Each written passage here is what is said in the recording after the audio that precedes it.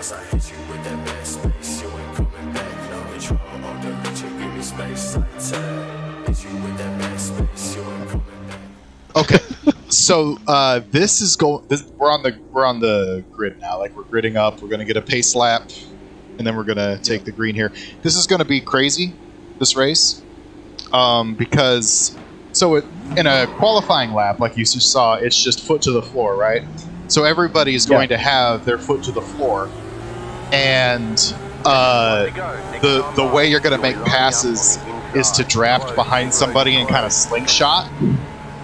But then I was just going to ask if that's a thing. Oh yeah, that's okay. Absolutely a thing. But here's the thing, as soon as you finish the pass, you're going to plow right into that air and slow down, which just means the people behind you are going to slingshot you and pass. And it's going to lead to it's going to be a lot of Indy cars and not a lot of space. And the funny thing is that's kind of realistic compared to what it was like the last time they raced here, which was 2015, I think. It was kind of a hold your breath, edge of your seat in a bad way kind of race, because it was like, oh my god, like if somebody crashes, they're taking out like 8 cars, and like it's gonna be bad. And I think like the second to last lap, they did have a car like crashed and took out a couple cars. It dug into the grass, flipped. He was actually fine, but it was scary. That was Ryan Briscoe. But so yeah, this is gonna be a little bit of madness. And the first like 20 laps here, first like 10 minutes, are gonna be just don't die.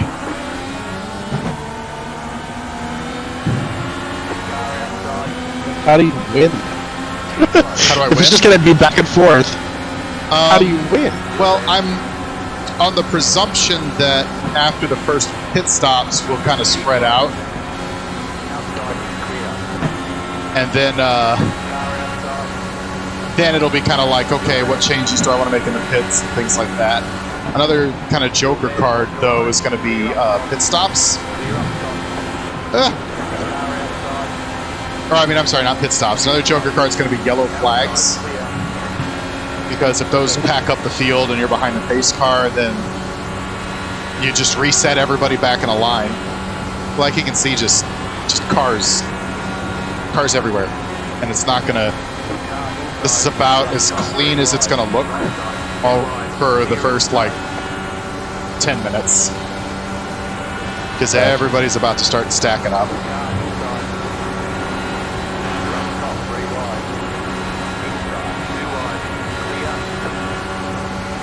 And I've done my best to spread the field out with different things I can tweak. The thing about iRacing is it's not very customizable. I mean, it's designed that way. So I've done everything I can. Like, I can control how good the opponents are. So if you think about like a sports game where like the best player in the league is like a 99 overall, right? And then maybe a terrible player is a 66 overall or something, right? I'm just kind of... You know what I'm talking about, right? Okay, so the best driver here is a 99, but then I customized it so that the worst driver here is a 1 to try and just spread them out. And like another thing is they have like an aggression stat where it's like how likely they'll be to make a pass. Well, those all got tanked. Like, I've done everything I can think of to try and spread out the pack so that it's not literally just... 4 wide, 10 rows back, but even still, we've got a mess. See, I'm just gonna back out of this. Like, I don't want to try to pass that car because, yeah, we're gonna get squeezed up on the wall right there.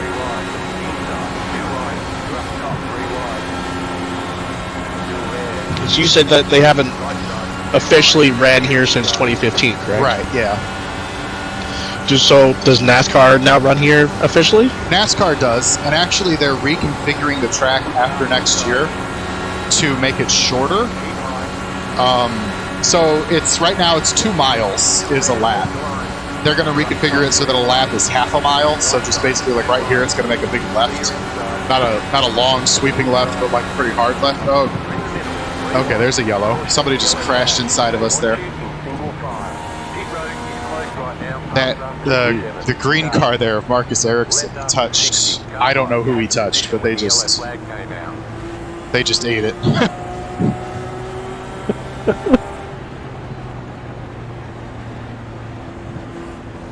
Okay, so who do I... Hi, Q. Alright, so I need to let 60 by? Come on. There we go. How was your dinner?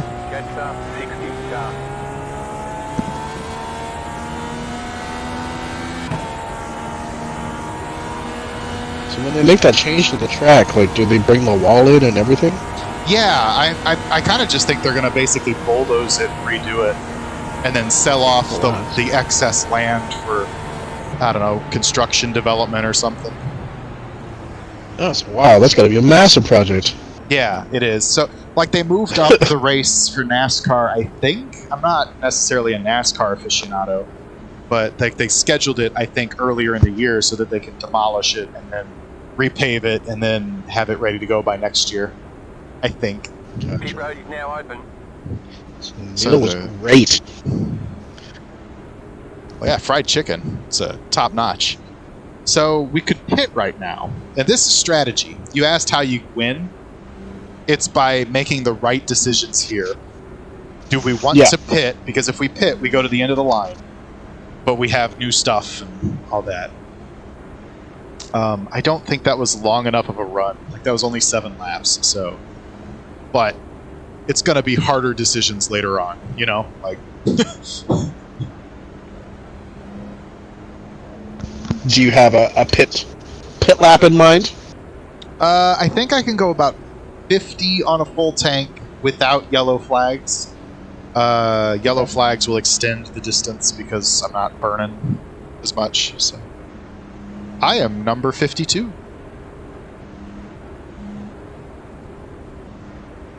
I am Bo Petrini, as far as anyone knows.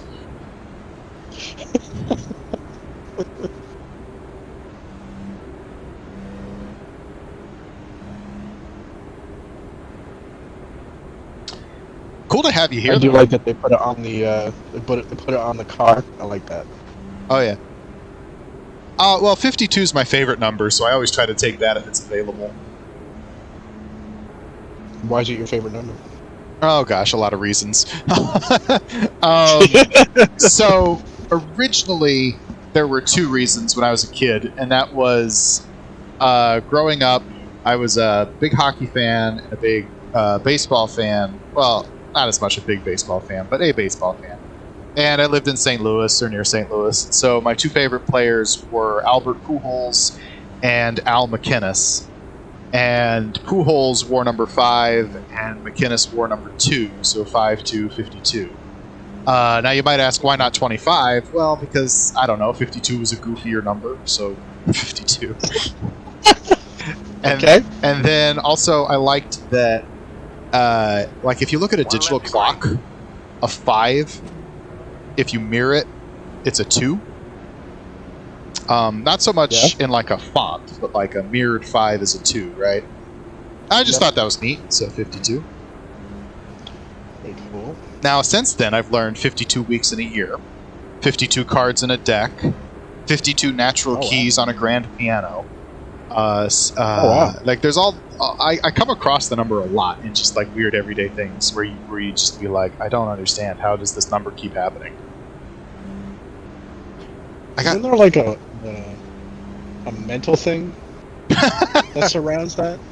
No, I'm serious. Like, for example, you know how like when people are just like, "Ooh, it's 11:11. You should, wish for something," and then every day they see 11:11. I don't know. Maybe, probably. That's probably a thing. Maybe you're looking for 52. Maybe. Yeah. Well, it's 13 times 4. So anytime you have 4 groups of 13 things, it's going to come up. Yeah, that's frequent. yeah, exactly. I mean, that's why like cards in a deck, it's 12 plus an ace, right? Like, or yeah. All right, so we're about Mine to go is 77.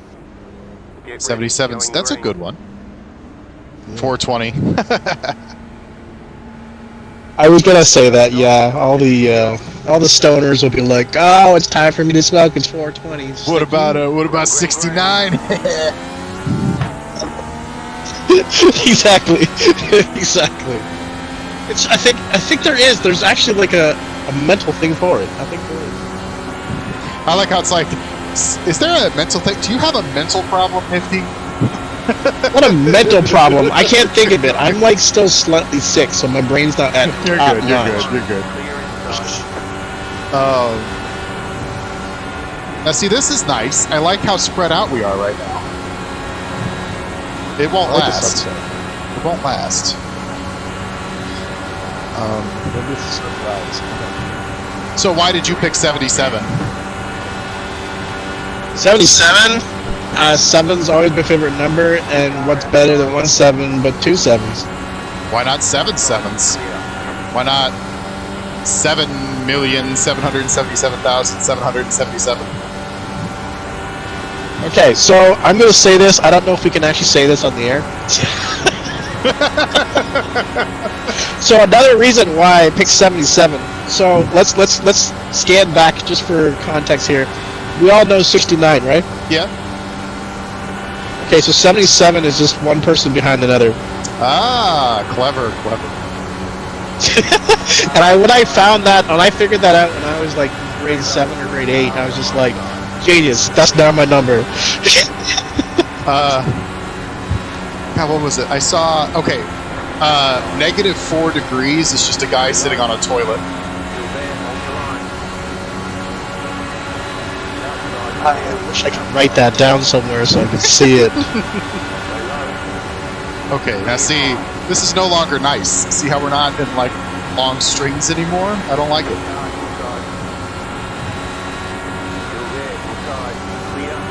I did hear that, like, someone said that, like, the Chicago Bulls sign upside down is an angry crab. I've seen that. -4.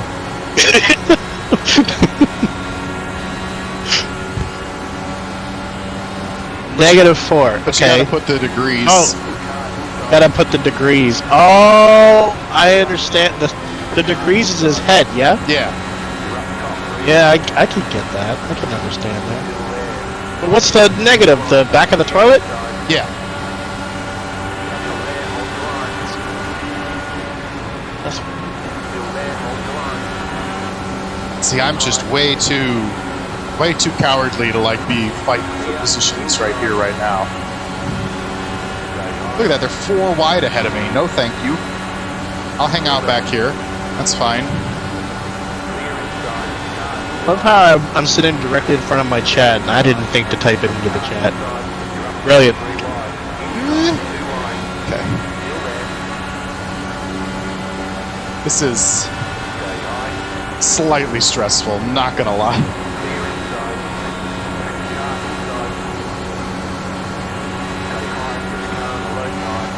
Okay.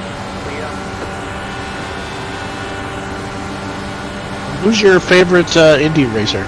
I don't. I'm the lame guy that's like, I just hope they all have a good time. Oh, I'm a fan of the sport. Yeah, exactly. That guy. I have That's I have drivers I don't like because I don't know, they said something stupid, they did something stupid, or they just win too much, and that's no fun. But they win too much. Right. Wow. Well, okay, the guy who just showed up in front of me here, Scott Dixon, he has 6 championships, and it's like you don't need any more. You're fine. You're good. Let somebody else win. So you just want him to quit? I don't want him to quit. I want him to finish, a healthy 4th. Do him some good and build character. I don't think his sponsors would like that. No, probably not. Like he's just so good. You wouldn't like Jeff Gordon. Well, no, I didn't like Jeff Gordon back in the day. I did watch a lot of NASCAR as a kid, and I was a big Rusty Wallace fan. And hey, number 2. Yeah, and oh god, there's a crash. And Wallace and Gordon had a feud for a while, so particularly didn't like Gordon for a while. I was a Dale Earnhardt fan. Oof. It's been enough time, Nifty. It's been enough time. We don't have to say oof.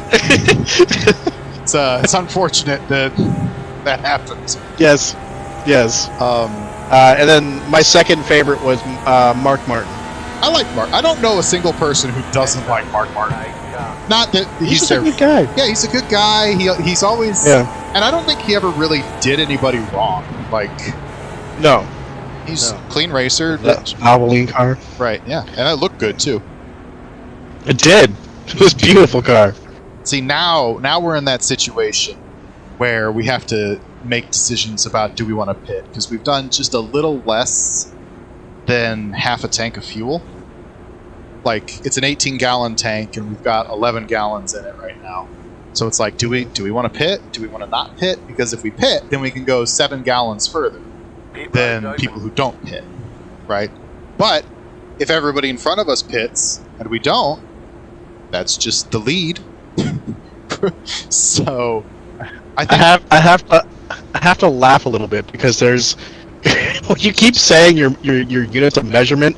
I have no idea what's going on. And it's funny because in one of your videos you were talking about, like, yeah, I don't know what that is in, like, liters. It's like a third of a tank, and I'm just like, yeah, but how big is the tank? Like, I kind of need that starting point, or that's a useless measurement as well. I think 70 liters. I think a tank is 70 liters. 70. That's a big ass tank. That's a big ass tank. That's like a tank that would be in, like, a pickup truck. We decided to come in, by the way. Look at my guys. Look at my guys go. Okay, punch it. Oh, you're not at the front of the pit lane this time. Nah, you get assigned in iRacing anyway. You get where you qualify is the number you get. Oh, okay. So we were Wait, so that means that one race you qualified with at the beginning? Towards the front, yeah. If that would have been the way it was. Yeah. There was that one where you, like, every single time you tried to leave pit lane, you almost hit that Porsche that was on the left side. That would probably mean that I qualified first. Well, I try not to qualify first. If I qualify first, I usually back out and turn up the difficulty. Sometimes I can't, though. Okay. Like, sometimes it can't go any higher, and I just can't help it. Unless you change the tire compound. That's true. That was good advice from... I can't remember. Brandon. Brandon. Yeah, that's right. That was just, something about my mom. I don't Yeah. No, but that was good advice. I think it was doing your mom. Doing my mom. Yeah. I think that. Anyway, that was good advice from Brandon. Not Lone Asian Brandon, but doing someone's mom, Brandon. Yeah. Who was a cool guy. I haven't seen him since, but it was cool to chat with him. One left green. That was his screen name on Twitch. Yeah. I don't actually think he's doing anybody's mom. No, I don't think so either. Maybe though. Maybe it was specifically directed at one person at first. Maybe. Screw you, Chad, I'm doing your mom. Yeah, exactly. So, remember how I said, like, if we pit, we have new stuff, but if we don't pit, we would be in the lead. Well, some people took the don't pit option, and we're in 25th now. What does that mean? They're going to run it, I guess? Yeah, they didn't pit, so they circulated on track while we were fueling up. So it was really odd seeing cars just, like, run out of gas in the middle of the track. Yeah, that is odd, isn't it? It's like the kind of thing you would check to see if that would happen before you released something, and then charged people $15 for it. Oh, really? Yeah. $15? Each track is $15. Now I understand why you were so angry. Yeah, anytime it's not working right up. That's why I'm like, fuck you, iRacing. It's because okay. Because I thought it was just like you didn't set it up correctly or something. Well, I mean, you could make that argument, but I can't control the fuel estimation. Oh, okay. Green. Without, like, I don't know if it's a lot for me to ask this, but, like, how many things can you change on the back end? For iRacing? Oh, okay. Yeah. All right. Not many is, I guess, the answer. Like, I can change the AI difficulty levels, and I can change their personalities, I guess, and like what skin they use. Personalities, you mean the more sense from like a graphical sense? From the like, so Simon Pash now in front of me isn't as aggressive of a driver as Juan Montoya in front of him. So I've programmed it such that Montoya is a more aggressive driver. Things like that. Okay. I can control that. There's a third-party app called Trading Paints that'll let you build like a custom roster, and that you can enter those values there. And also, people put up their paint skins for the cars up there, and so you can kind of bundle it all together. And I've actually got quite a few sets that people can download if they want to when they're on the Trading Paints. And they're specifically tuned. Like this one is the oval low aggression set, where, because like I said, I was trying to like space out everybody so that we didn't clump. Yeah. So this is the low aggression set, and so but there's so many talented painters out there that replicate the real life skins, and there's talented painters that do fictional skins, historic skins, things like that. So it's really cool. And really kind of easy to use when it works. Sometimes it doesn't work because it's a third-party app, and that's just how things go. And it's weird that iRacing didn't build this system into iRacing, but what are you going to do? So play devil's advocate. Mm-hmm. Were the aggressive people that you said as aggressive the people that ran out of gas? I don't know. I'd have to look into that. There is... Just wondering. There is a separate category, though, for, I think it calls it pit riskiness. Okay. Which just, like, you know how we had to make a choice about whether or not to pit, and now we have another yellow flag where another group of people decided to pit or not. That, I'm sure there's some number determined by pit riskiness factoring into how likely they were to pit or not there. And it might be that the guys who ran out of gas were just really high pit riskiness people. I don't remember. I'd have to analyze that. That's a good thought, though. Never really thought to put it all together there.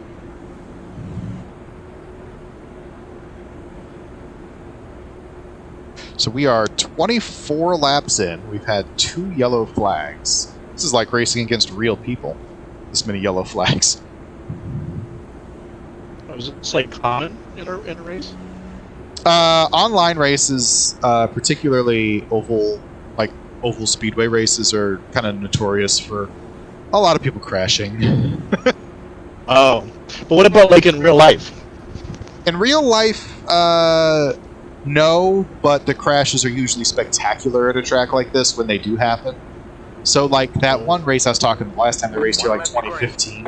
I think over the course of 250 laps, they probably had 3 total yellow flags. But all of those crashes were pretty, like, wow, look at all those cars. So, yeah.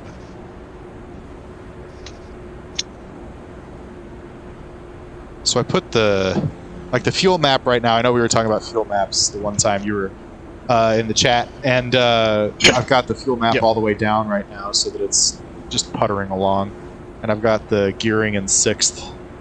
Don't ask me the physics, but somehow that saves a little bit of fuel. Yeah, I remember you saying that in one of your videos. See, I also hotkeyed clear penalties to a button because, or what do you call it, macroed it to a button, because on yellow flags, the AI will, like if one guy is in front of another guy and he gets it wrong, he's supposed to be behind him. The AI isn't exactly scripted well to, like, negotiate that, where it's like, okay, you get in front of me then, right? And so it'll just like rack itself a penalty, and it's like, I don't want that. Stop it. Like, just okay, that one guy is in front of another guy. It doesn't matter to me. They're all automatons. What does matter is if, you know, half the field has to have a penalty, because then that's half my competition gone. Going green. Yeah, I think I saw the one video where they were all like in the pit. Yeah. You declare. I can't believe that you're like actually typing as you're racing. Oh, I was watching it clear. yeah. Well, this is not me typing. Oh shit! I'm still in 6th. That was bad. You sly dog! You got me monologuing. I'm sorry. No, you're good. I'm sorry. I'm just quoting The Incredibles. So I guess we're gonna be going into the pits a little sooner on that gas. No, we saved gas there. By being in 6th? Yeah. When shifting to a higher gear earlier saves gas. I don't know why, but it does.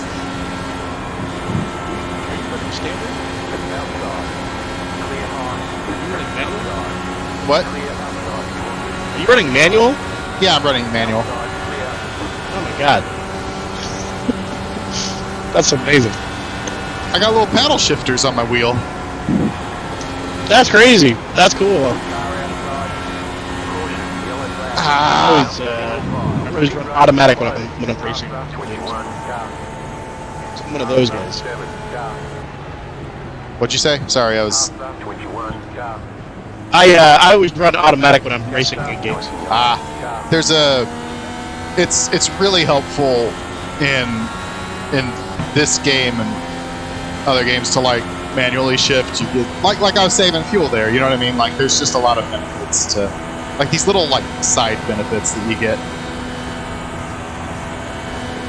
Now that said, it's got an automatic clutch like real life IndyCars do too. So I'm not like clutching a lot, but.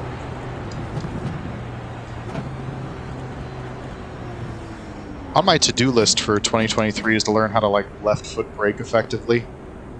Because that's I think why we were talking at the top of the stream about like how I'm not a good road racer comparatively, and I think it's because I don't left foot brake. Like there's that little delay as I drag my right foot from one pedal to the other that other guys don't have on me.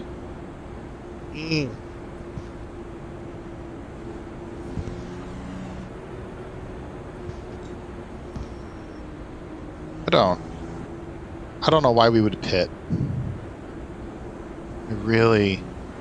Okay, here we go. This is the call to get towards the front. But like we're at 16 out of 18 gallons right now. And we just had several caution flags. I don't know, like we're gonna have more? Like I'm feeling like staying out's the call here, so we're up to 5th.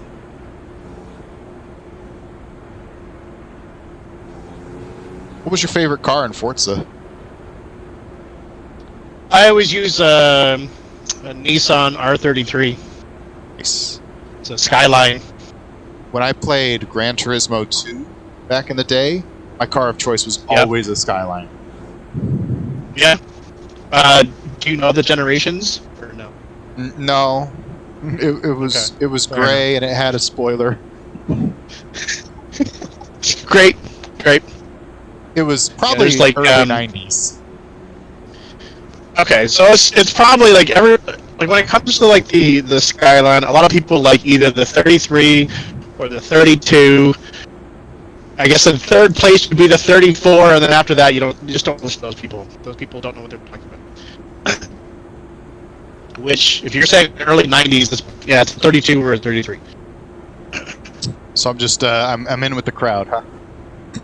Yeah. And then was it boxier or roundier? More roundier. Well, it was a PlayStation 1 game, so that's hard to answer. But I think it was boxier. All of them were boxing. I think it was boxier. Okay, that's 33. That's 33. Okay. So you're the same as me. So, and then I have Gran Turismo Sport, but I haven't played it in a long time because it pissed me off. But Gran Turismo Sport. it's the second newest. Like they have Gran Turismo 7, but before 7 was Sport, which was kind of like Gran Turismo's attempt to create iRacing. It has like a penalty system built into it, and like a driver rating system and a safety rating system, and it was actually really clever. Okay. I was irritated by certain things about it. Did they have a drive-a-tar system? I don't know. I didn't really play offline. You should look into Forza for that reason. I should. Forza. Sorry, I stayed up eventually. You can say I don't care. You can say Forza. On Microsoft's side, in Forza Motorsport, they have a drive-avatar system, which basically watches how you are driving, like your aggressiveness and kind of like everything you're talking about that you tune into your cars here. Yeah, iRacing. But they do that for all of your friends. And so when your friends are in your game, even though they're not even online, that's just their cars racing alongside you. It's running based upon all the AI stuff that it picked up off of them. That's really cool. So if you have an asshole friend that just keeps ramming into the side, that's probably what that avatar is going to do. Accurate. To the last minute, and then a 90-degree turn, try to slam into you and turn left. All what that avatar is going to do. See, so I do have Forza 7, I think. Okay. Yep, the newest one. If that came out like 5 years ago-ish, then yeah, that one. Otherwise, maybe not. So, like, I'm so used to being like, let me just look it up.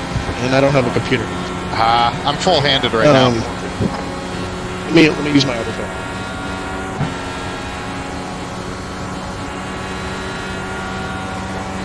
So we're up to 4th. That's good. That is good. The sun is going Oh, no, down. they do have number 8. Do they have 8? Okay.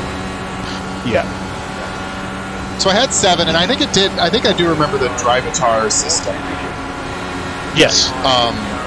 So I guess I'm floating around there somewhere. Out there. Yeah. Somewhere. On somebody's track.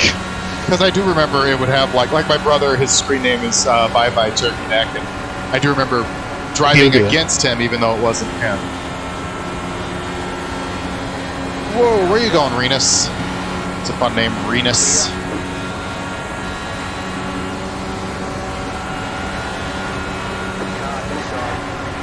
This IndyCar race-winning driver has gone through his entire life being named Renus. It's just a thought. Renus. Renus. He's Dutch. Then maybe there's a bunch of Renuses in Netherlands. You don't know. That could be like the John Smith. Could be. Sounds kind of like renal, though, and that's funny too.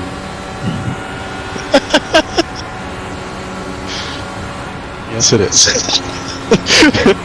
He goes by Renus VK because his real last name is like Vander Klompfen or something, and he's like, I don't think Americans could pronounce it, and you know he's right.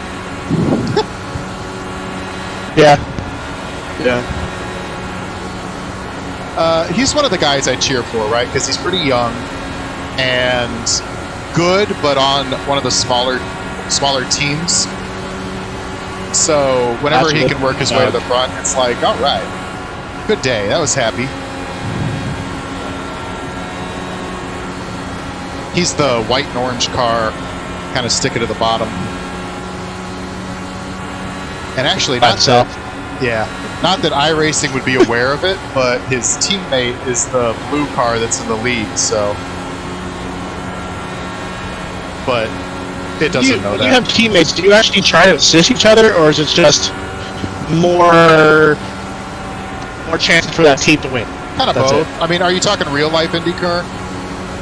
Yeah. Yeah, kind of both. I mean, like, there's F1 is a lot more competitive between teammates, where because in F1 all the cars are manufactured by the teams. So the direct line of comparison is I have the same equipment as him. I have to outperform him or else I look bad. And that's kind of F1's philosophy on it, which is why F1 has these intense teammate battles where like sometimes the teammates are the most intense rivals because they feel like they have to beat each other. Oh, okay. Whereas healthy competition is good. Yeah, well, yeah. And in IndyCar, it's everybody in the whole grid has the same car. So it's not quite like that. And also, some teams have one car, some teams have like 5 cars. So it's not like that either. It's just kind of, it's a lot more help your teammate out, like, kind of attitude. You first, but them second. Yeah, like in Talladega Nights. Yeah, exactly. Yeah, it is very similar to NASCAR, because NASCAR is the same way. They'll have, some teams will have one car, some teams will have several cars. It's how that goes. They got choked up on the inside. Took third from that. Have you ever thought about, like, maybe if, like, one time I could win, then I would be second? Yeah, I didn't think about that. I love that movie. It's a good movie. Shake and bake. Will Ferrell was at the top of his game in the, like, 2000s. There's that new, he's got that new movie with, the guy everybody likes, Ryan Reynolds. Oh, I haven't seen that. It's a Christmas movie. It's on my to-do list. I've heard mixed things about it, but I really want to like it. I started watching Everything's Gotta Go. Oh, is that the one where he's like a really depressed carpet salesman? It was a horrible movie to watch. Yeah, it was horrible. I'm like, where's the funny parts? Like, there's no funny parts. This is so sad. Why? Like, yeah, and there's, if I remember correctly, it's been like years since I saw it, but like, there's kind of also no point to it. It's just like, bad things happen to Will Ferrell for 2 hours. Yeah.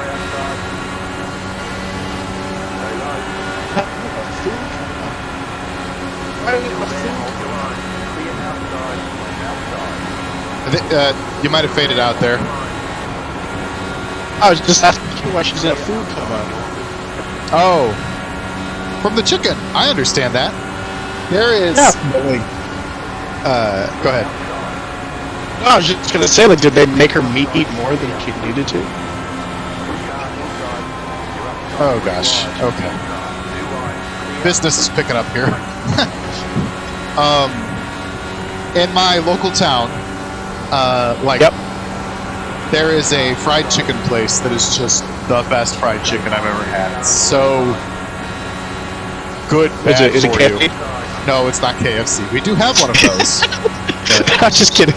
Just kidding. I'm so depressed. We had in my town, I guess this could probably like dox me if I, but we had one of the last KFC buffets. Buffet, yeah. You just walk in and eat as much fried chicken and mashed potatoes and biscuits, pie as you want. Like, not, good for What you, a complete disregard for human health. Yeah, no, that sounds horrible.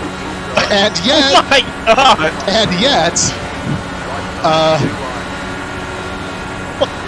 something I did.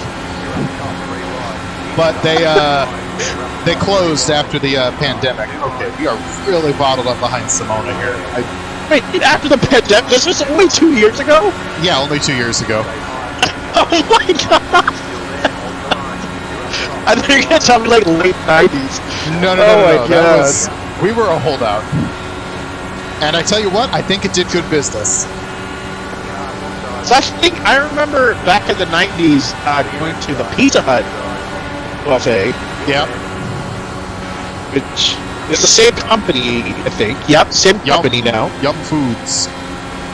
Yum Foods, yeah, just literally Yum Foods. Problem that Pizza Hut had. Yeah, I remember going to that. Wow, that's amazing to me. A buffet at KFC. That's wild. 'Cause they just released a new Canada only item called the Gravy Lovers sandwich. That sounds disgusting, and I would eat it.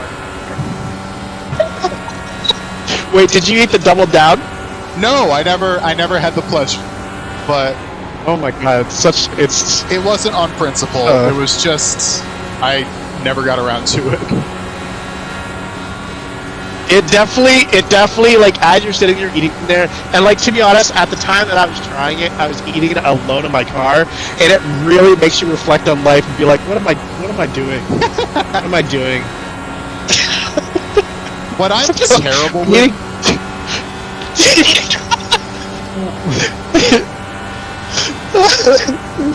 It's interesting, though. What I'm... Gravy is delicious. Oh, yeah. You Oh don't my God. like just gravy in general, or specifically KFC's gravy? I think she's saying gravy in general. Oh. Gravy is delicious. I mean, I like both. I like KFC's weird, Oh my God, I love this. processed tasting gravy. Like, I can't quite put my finger on what it is about that gravy that is different. KFC's gravy is great. It's great. Yeah, Yeah. no, I love Yeah. it, but it doesn't quite taste like other gravy, does it? Yeah, you're just like, what is this? Is this pork? Is this Yeah, pork is it- or is this beef gravy? I don't know. What I animal? don't know. Just tell me the animal. It was an animal, right? It walks. Okay. Flies. Sometimes swims. Wait, what? I like normal gravy. What is normal gravy? Are you out here gatekeeping gravy? I would think KFC's gravy is a derivative of normal gravy. Like, it's kind of a normal brown.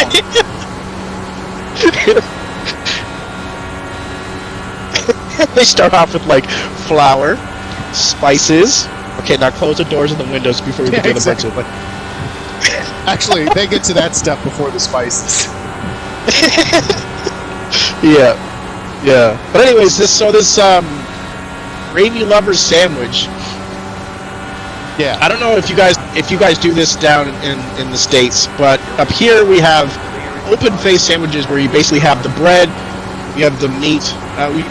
For Thanksgiving we put like the bread, the stuffing, then the turkey, and then you drizzle gravy all over it. An open face sandwich. Yeah. Okay, I'm down.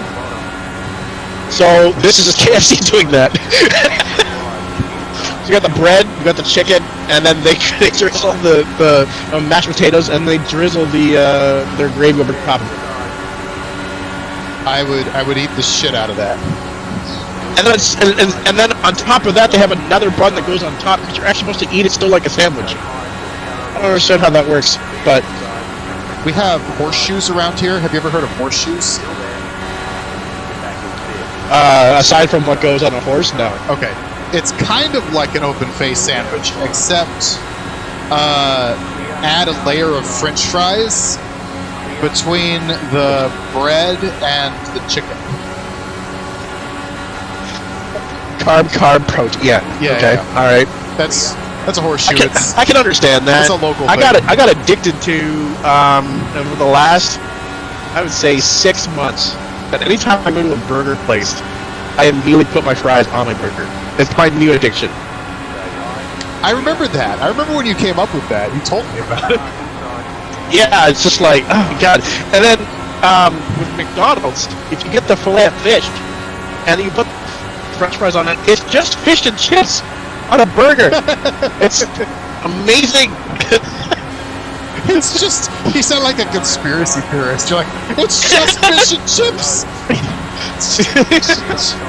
Well, that's the thing is, when I tell people that I do that, they're just like, that's disgusting. I'm just like, so you don't eat potatoes and fish? Like, what?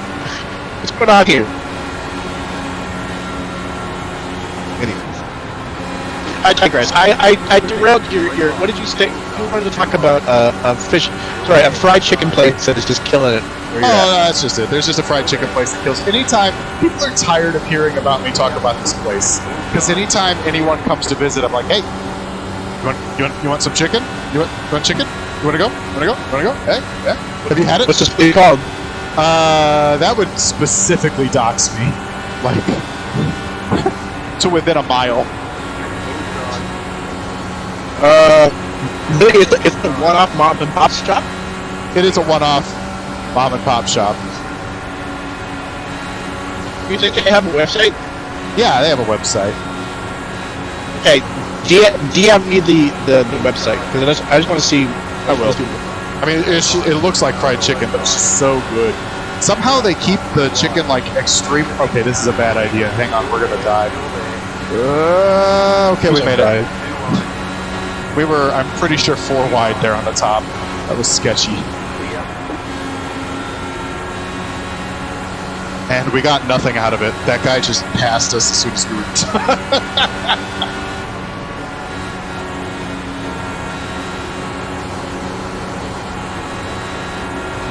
What lap does it say I'm on? I don't know. Do you see where it says lap?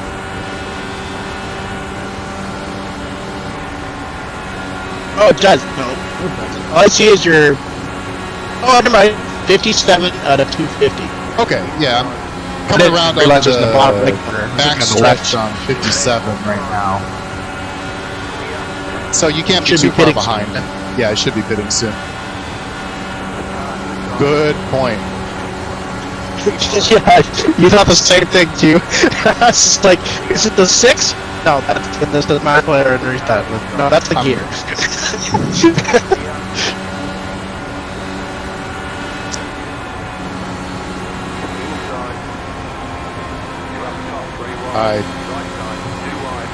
You know, this is a lot right now. Let's go ahead here. This feels less claustrophobic somehow. I don't know why. It shouldn't.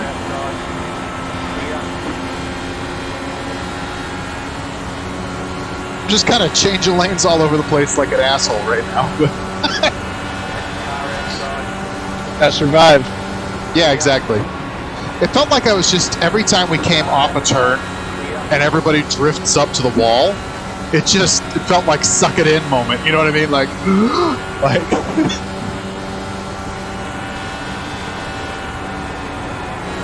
So we started this race off in the sunset. Will it ever get past this by the end of the race? Or no? Yeah, it should become nighttime. Do you have lights? Yeah, if you look, there's artificial lights. They'll come more into focus as the sun sets. Okay.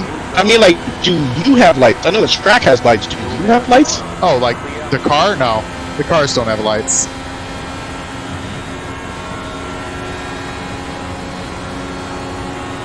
Or like, do you mean does my house have electricity? No, I ain't talking about the car. Yeah, no. This will be a very interesting stream if you tell me you have no electricity. Yeah, no, it runs on magic and hopes and dreams. Equal out Tesla, yeah.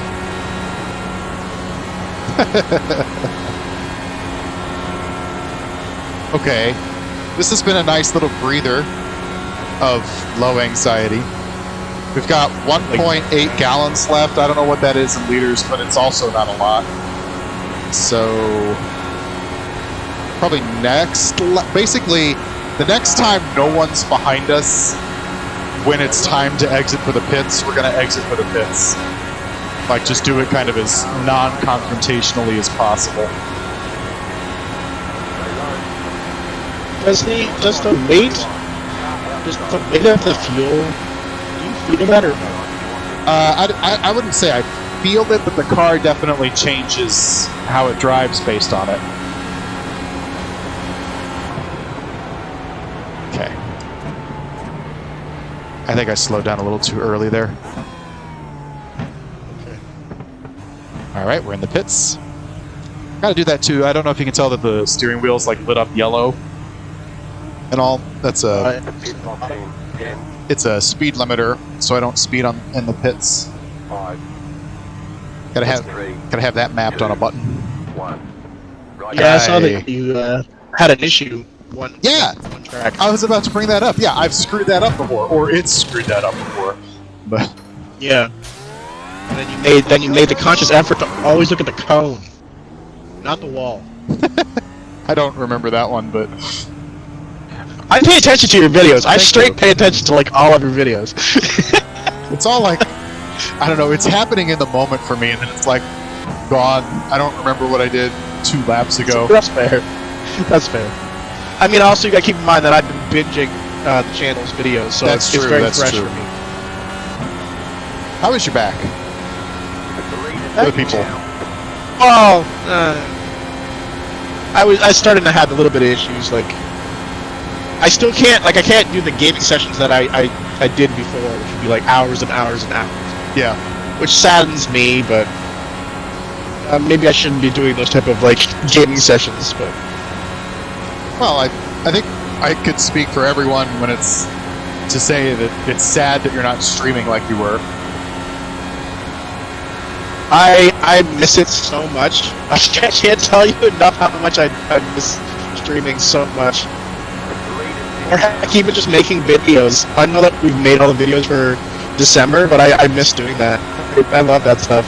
Haha, yeah, we've already made all the December videos. Haha, yeah.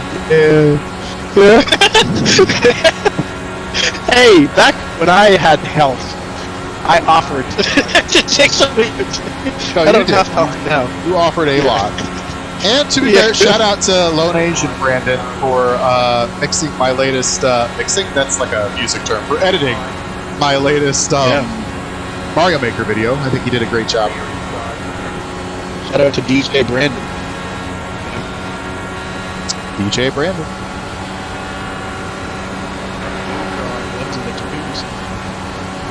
So 14th, 13th right now. I will come back soon. I will come back soon. In the new year, I'll definitely have my PC back and hopefully my back. So I should be good. I would want your back. Yeah. It's unfortunate that I got sick this week. So when I got sick this week, I canceled my 2 Cairo appointments for Tuesday and Thursday. And I'm not gonna lie, kind of feeling it today for sure. My body's just like, yep, you missed that one yesterday. What kind of sick? Because I had a sick thing at the start of this week. Just a stupid head cold. Yeah. You know how everybody's like so like COVID. I was just like, I don't want to go in there and be like, it's just a head cold. They're gonna be like, no. Especially since they have to touch me. Yeah, that would be really intrusive or whatever. I don't know. That's not quite the right word, but like risky for. Yeah. Yeah. I guess it's a very open facility. So yeah, if I did have COVID, everybody would get COVID in there. Right. When I was going to the dentist, that was no help to me at all. They had to cancel several appointments because different people at the office were getting COVID a lot. Wow. Speaking of the dentist, Q had all of her wisdom teeth ripped out. Nice. Congratulations. I'm sure that sucks. Like, yeah, the way it is right now. But give it a month, give it 2 months. She'll be glad you did because they're a pain. All 3 of mine. I'm not having any issues. At least I don't think it. The 2, I had my top 2 break at different times, but within a couple of years of each other, they just broke, and that was a ton of pain. Yeah. All 4 at the same time is weird. Like I don't know dentists that'll work on both sides of your mouth at the same time. Yeah, when she went in there, I think she was telling her that she was only going to do one side, and then the dentist was just like, well, I mean, it was so fast, might as well do it. And I was like, okay. They're just slipping right out of there. Don't want to burn me.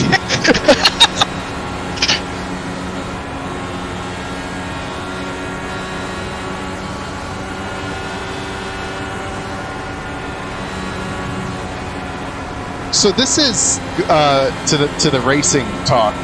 This is kind of true to real life how a driver would approach it, which is, I don't really care if I'm winning right now. It doesn't matter. Yeah. It's lap 72 of 250, which just letting you know, by the way, if you don't hang around for the whole race, that's totally fine. But yeah. But it's a long one. This is a 500 miler, right? Because you end the season big. It actually, back in the day, it used to be called just the 500. And 10th place, 9th, it doesn't matter. All that matters is kind of after the last pit stop.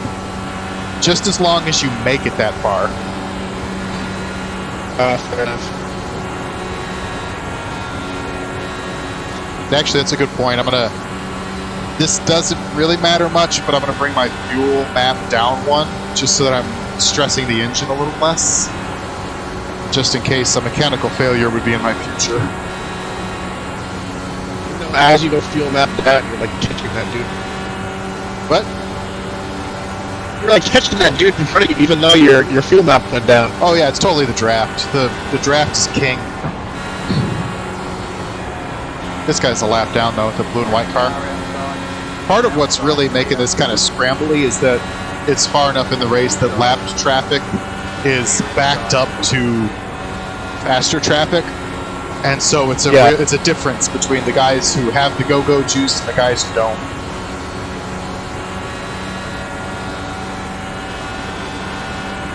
And this stuff is like amazing to me in the sense that like the endurance of it. Like I would probably feel sick, or my reaction definitely numb the more laps you do. Well, that happens too. Like, I don't think I'm as frosty as I was on lap 1.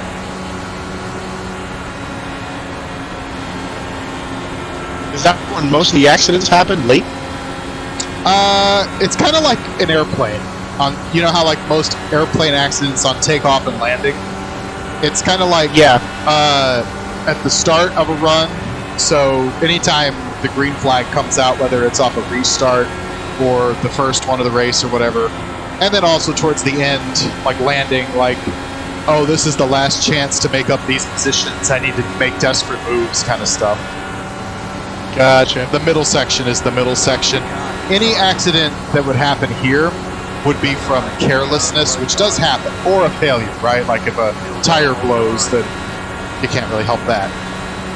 Yeah. But it would be not a calculated risk. It would just be a thing that happened. But at the beginning and at the end of a race, it is a calculated risk thing where it's like, I think I can pull this off, and it'll benefit me greatly to do it right now. How many laps to lap on? We're on 77 of 250. Hey, lap 77. Shout out. Shout out to 77. It's over. 78.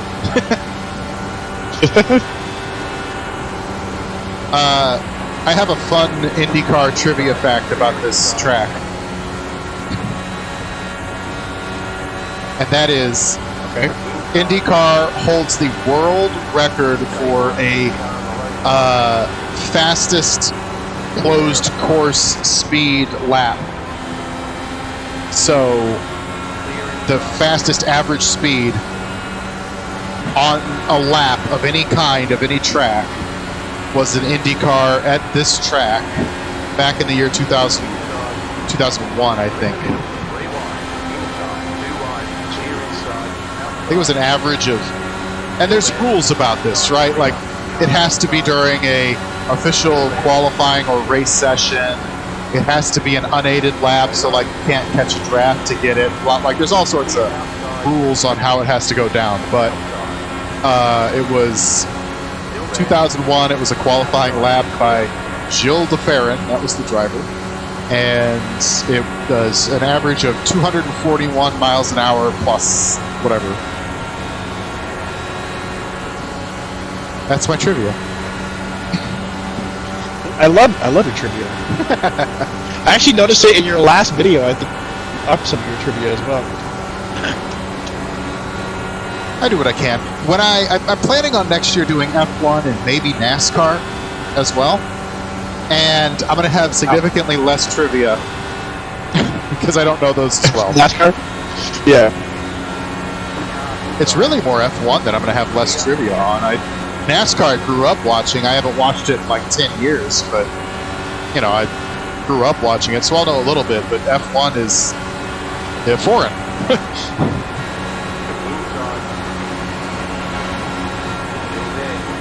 Yesterday I posted my first TikTok.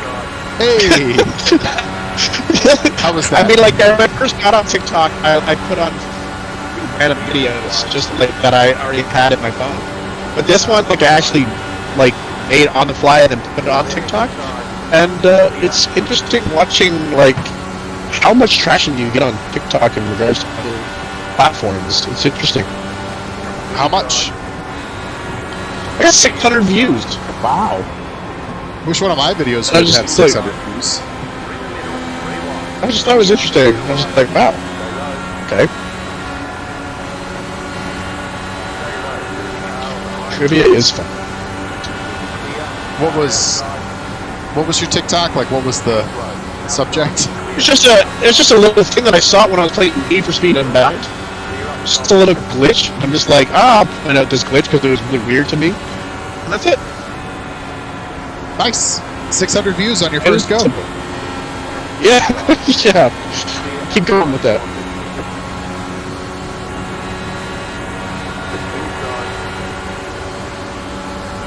I got an email for Spotify wrapped up. Oh yeah, I did too. Everyone's you're on Spotify. Yeah.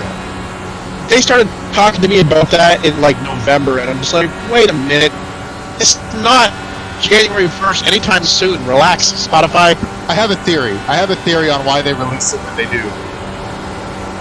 Why? Because if they released it later, a lot of people's Wrapped would be Christmas songs and Christmas albums and Christmas artists.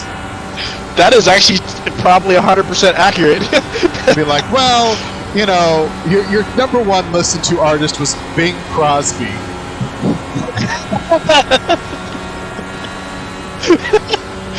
That's 100% accurate.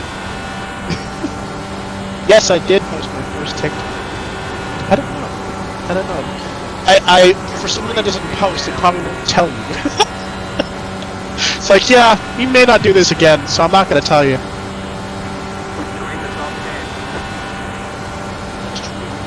Did you already look at your wrapped up? Yeah, I did. It was exactly what you would expect from me. Like, there were zero surprises. Rush was my number one, and then it was like Dream Theater and Porcupine Tree and King Crimson, and all these prog bands that make me a total nerd.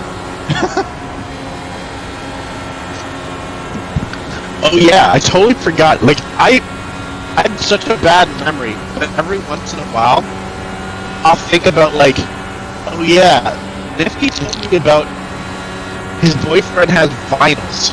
I need to contact him about those vinyls. Oh yeah, yeah. I forget. Oh, did I? I'm not trying to tell you, but I was doing Christmas shopping about a week ago in a place called London, Ontario, and they have a place called Jumbo Video that still allows you to rent DVDs and Blu-rays and video games, which is very cool. Solid business model. Well, yeah, it was really cool. Like, people go in there just to kind of really breathe in the nostalgia. But their retro gaming collection is like psycho good. But as I was sitting at the till about to check it out, to the right they have some vinyls, and they had Pink Floyd The Wall. Nice. The original one for $40 Canadian, which was basically like, I don't know, that's like $32 American, and it was in like no, I would say near mint, but excellent condition. And I'm just like, wow, because I went to an antique store, E&Q did, and we found the wall there as well. The thing was falling apart, and they were charging $100. I'm just like, what a rip-off! And so I'm so happy that that's part of my collection now. Now I just need Dark Side of the I think Dark Side is the more classic. You've got to have that as a vinyl record. Yeah. Like The Wall is fantastic. It's my favorite Pink Floyd record. I think that probably makes me some kind of cliche, but I like The Wall. But and I love The Wall. One of, I don't know who, because of course my parents had a vinyl collection. But then I started buying vinyl when I had a roommate that had a record player, And Yeah. I don't know how, like, it could be that my parents have had that album since 1977, or it could be that I bought it in a flea market or something. I don't remember. But I definitely, there is a copy of The Wall, and I have heard it on vinyl, and it's pretty great. It's amazing.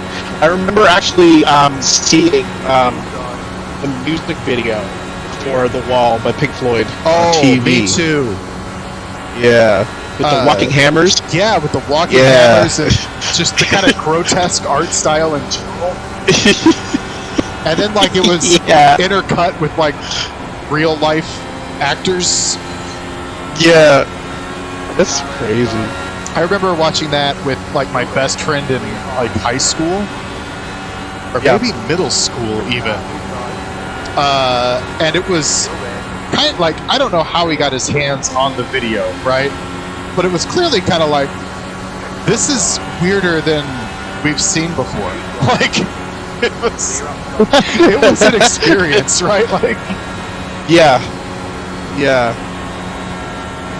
I think that's why I like Pink Floyd, is because they are, like you just said, they're an experience. oh yeah, for sure. What's your favorite Pink Floyd song? The Wall. It's very cliche, but it is The Wall. Well, there's 3 different The Walls, though.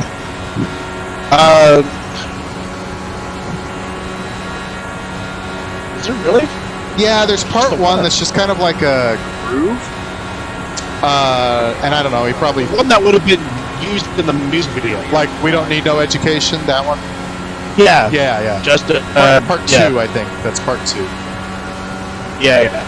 That, yeah. I don't know, there's Money is a really good song. I think it's called Money, yeah. Do. The trivia on that is that it's one of the most popular songs that's in 7/4 as a time signature.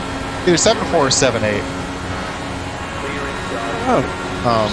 Except for the guitar solo, it switches over to 4/4 because the guitarist couldn't solo in 7.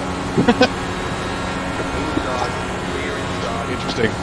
And if you think I'm throwing shade across different instruments there, I am a little bit.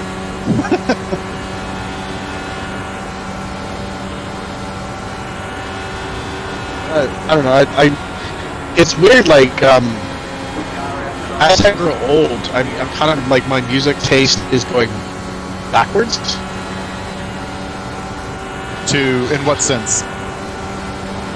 Just like don't get me wrong. Like, I still like new music. Like, there's the New Music Friday that comes out every Friday on Spotify. I like to catch what's new out there, but I don't find myself like really hunkering down to one artist anymore and kind of just sticking with those. I kind of see myself more.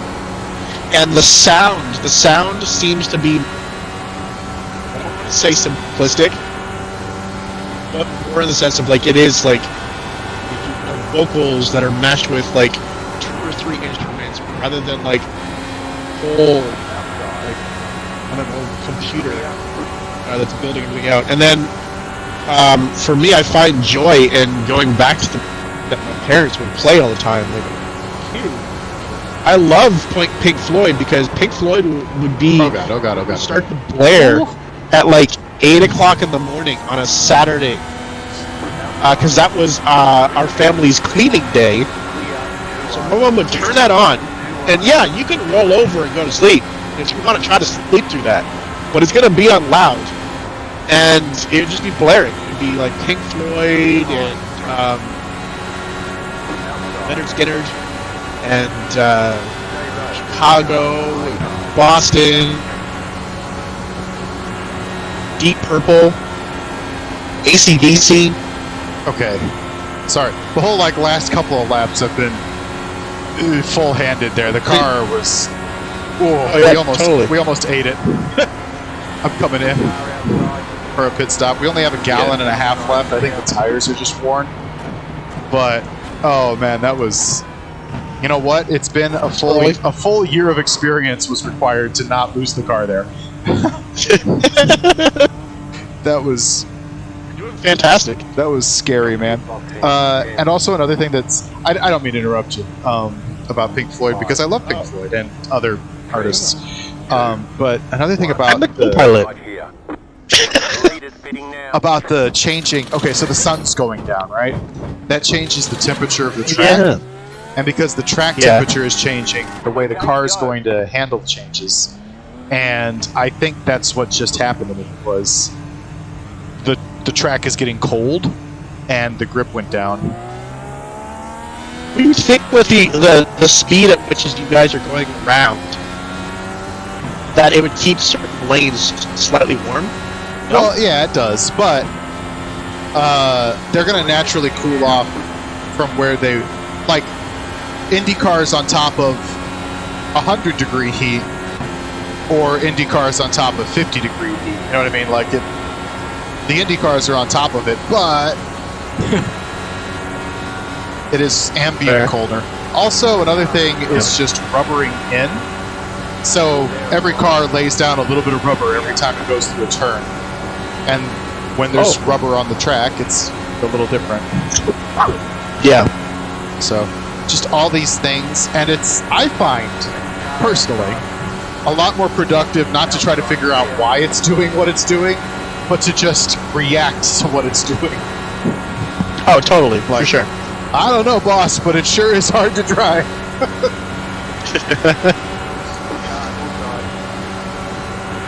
Pineapple on pizza. What do you think? Pineapple on pizza. Sin Absolutely. or win? Win. Straight win.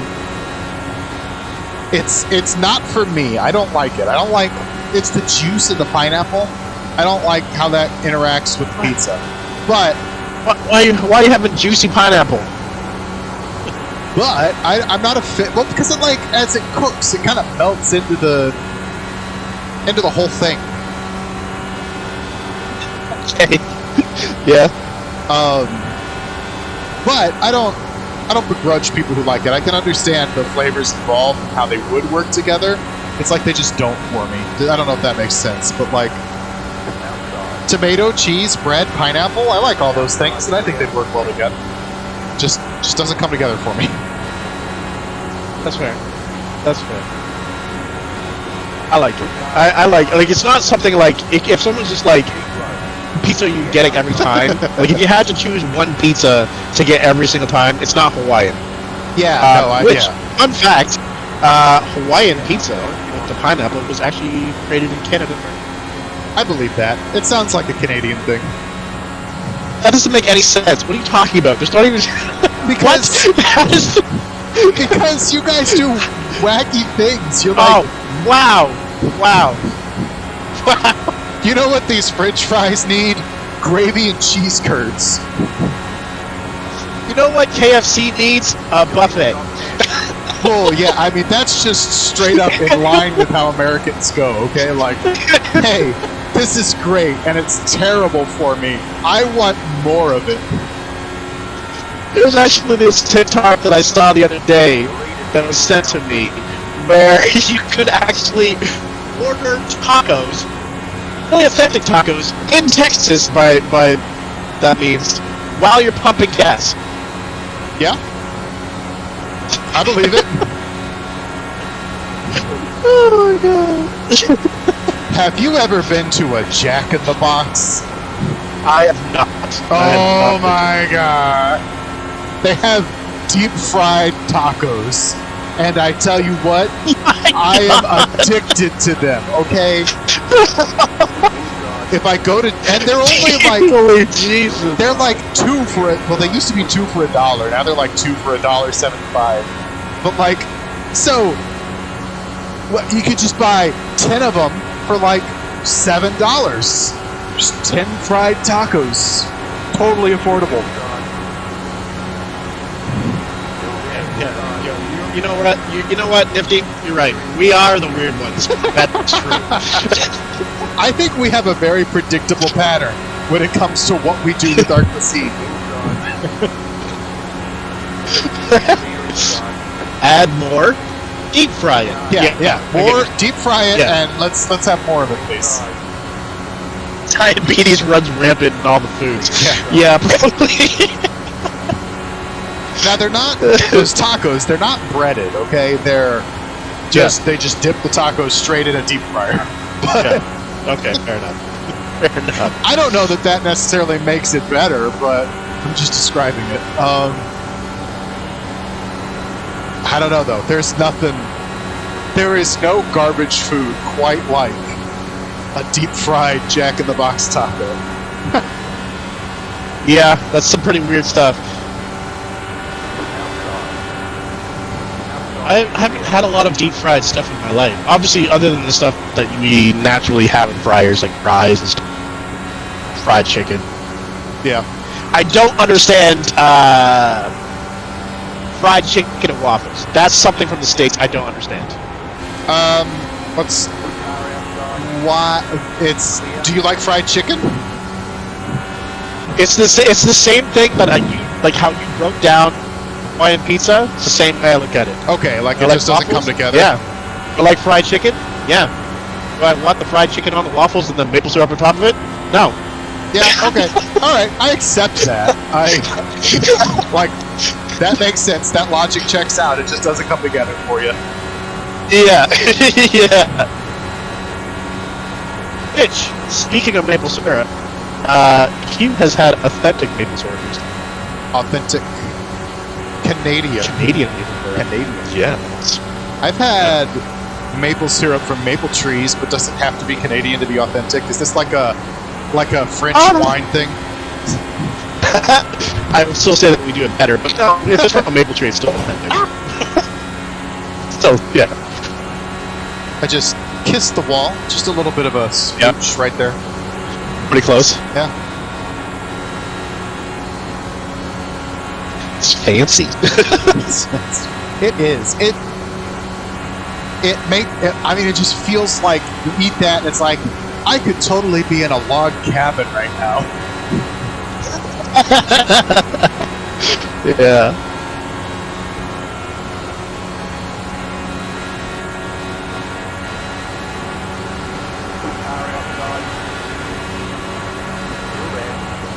Oh, there we go. That was a lap, dude. I thought that was going to be like... Yeah. This is... The black car Close, is the are you lap close to dude. Scott? Scott McLaughlin?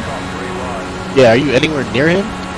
No, he's 3 seconds. He's the yellow car way down the road there. But that white car that just passed, Tony there, he was for position. Yep. We'll try to get back up to him. I'm surprised Pato, he should be one of the stronger guys. Something must have gone wrong. He might have been one of the reasons we had a yellow flag. You know what I mean? Like something. He's having a bad day. With a red flannel and a beaver hat. That should get flagged for racism. I'll tell you that right now. Canadian racism. Yeah. How dare you? Take off, you hoser. I hate that word. Terrible.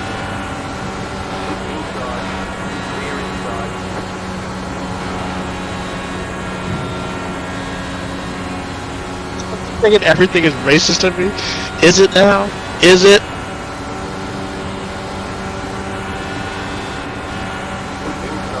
I have another piece of IndyCar trivia that I would like to share, which is, did you watch the video with Angry Man Flashes Birds? Angry Man flashes birds. No. The IndyCar video I referenced, and I sent you the link to it. Oh, no, not yet. Okay. I hadn't a chance to watch it yet. All right. The driver involved, his name is Will Power. Yep. He's Australian, so that informs the name. But he is really darn good. He's actually the defending IndyCar champion this year. Or next year, I guess. This year he's the winner. Next year he's the defender. But anyway, the 2022 IndyCar champion. Let's put it that way. And he also won the 2014 IndyCar championship. He was in line to win it in 2012. Okay, so rewind back then. 2012, he only has to finish, like 20th to win the championship in the last race, right? And it was at this track. And it was in this turn. And he lost it, he crashed. And he lost the championship by like 2 points. And it was his, I think, 3rd year in a row to finish 2nd in the championship too. It was That's unfortunate. just devastating. Yeah. And what he did was he put his left side tires on one of these seams in the track, like right on it, kind of like what I'm doing right now. Yep.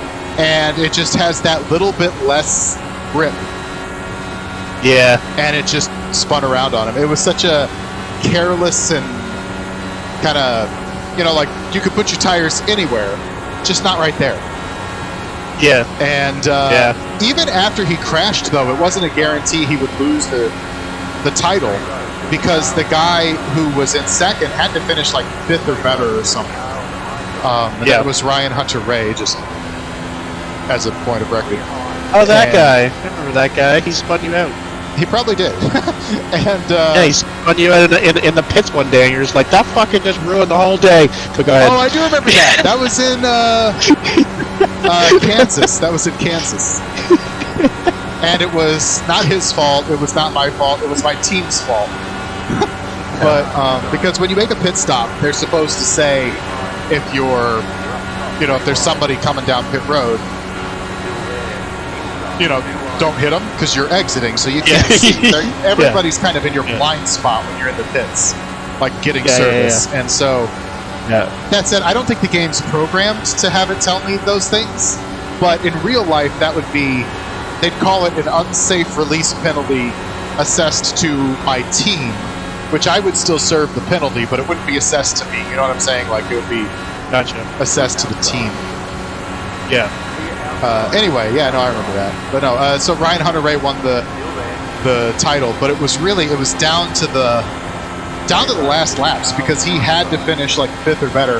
And you know how we were talking about teammates and how much of a factor they provide and all that. Well, the teammates to Willpower that year, one was Elio Castroneves, the other was probably Ryan Briscoe. They of course made it as difficult as possible for Hunter-Reay to like advance forward and like really tried to fend him off hard, and it was climactic down to the end, but I don't know where he finished, but he got it by like 2 points. It was just a nail biter, even though he crashed. It was, and like I said, it was like the 3rd year in a row that he came 2nd, and it was just like, not again, like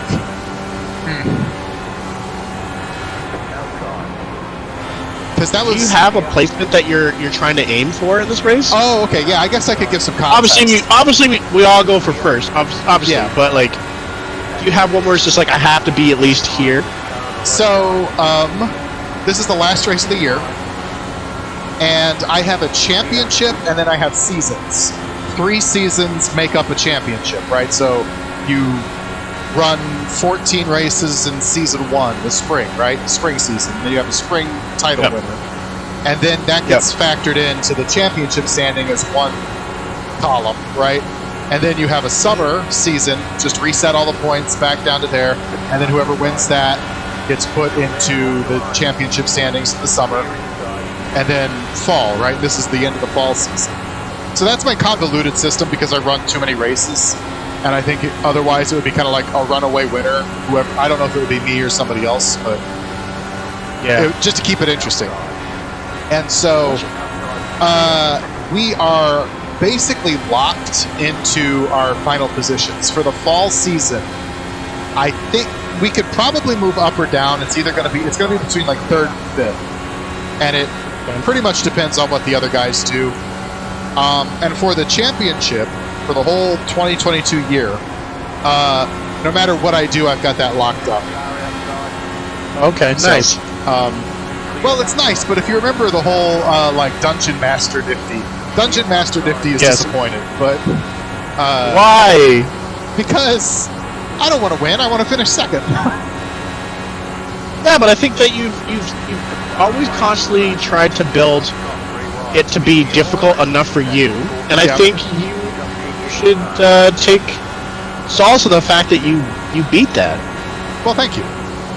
I agree. Yeah. I agree. Like, there's two Nifties. One Nifty is very proud, but the other Nifty, because to be honest, it's kind of insanity the amount of races I've run in an IndyCar this year. I've done more miles than real IndyCar drivers for sure. Yeah. That's crazy. And so, like, you know, and I've always, for the last like 10 years, I've scheduled myself out these huge, giant seasons, and I've never finished one, actually. I've come close or whatever, but either, like, one year my computer died and I just couldn't finish because the hard drive died and I lost all the data, particularly devastating. Or, you know, something will come up, school comes up, or work comes up, or whatever, and I just can't finish it. So this will be like the first year I actually finished one of these things, and that'll be kind of cool. Like, that I am really proud of. Not necessarily quote unquote winning the championship, that just feels a little nerdy, but actually like setting the goal and meeting it pretty much on time. I'm like a week behind, but on time.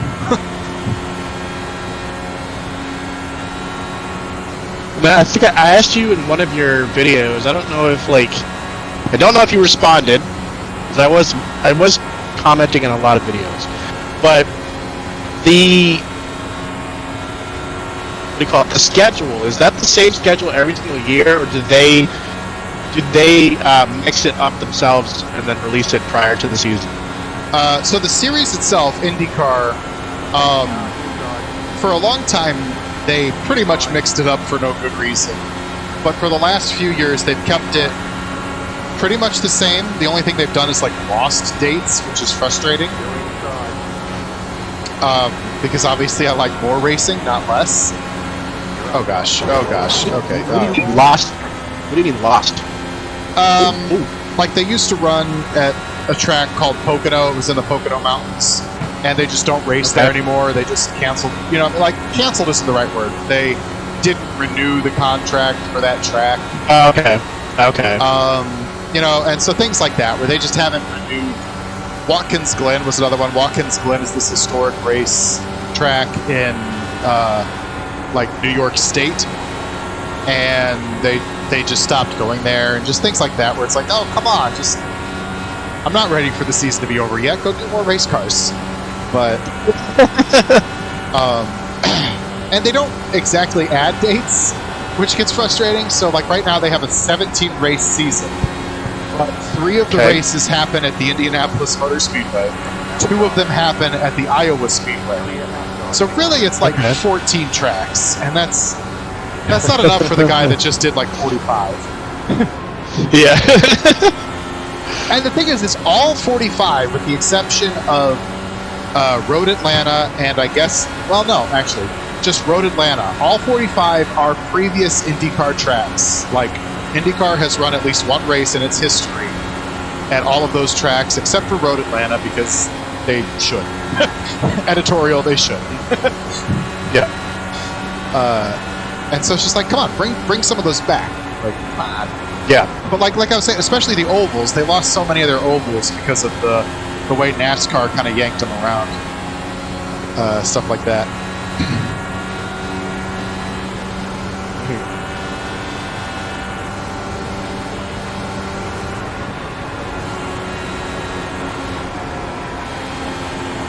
Going back to your comments, Q, eating cookies is racist. Correct. It's racist to crackers.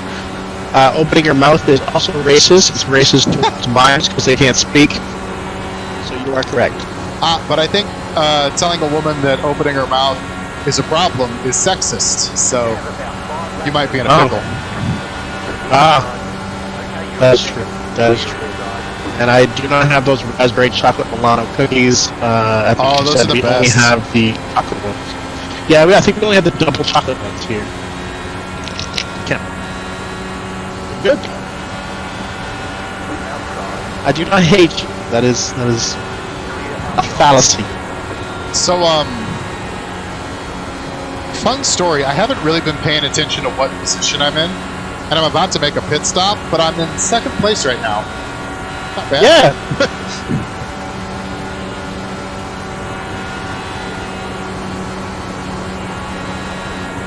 but that's going to go away in a couple of laps when I pit. But it's fun right now. I just seem to always watch you lose maybe max three spots. Not too bad. Running at 135 at a 250. Still a fair amount left. Yep. That's why I'm not really paying attention to it. I'm just kind of, I'm not coasting, like, you know, I'm hitting my marks and everything, but yeah, if a danger moment comes up, I'm really easy to get out of the throttle, like right here. It's like, no, I'm not going to try that. Later in the day, we'll try that.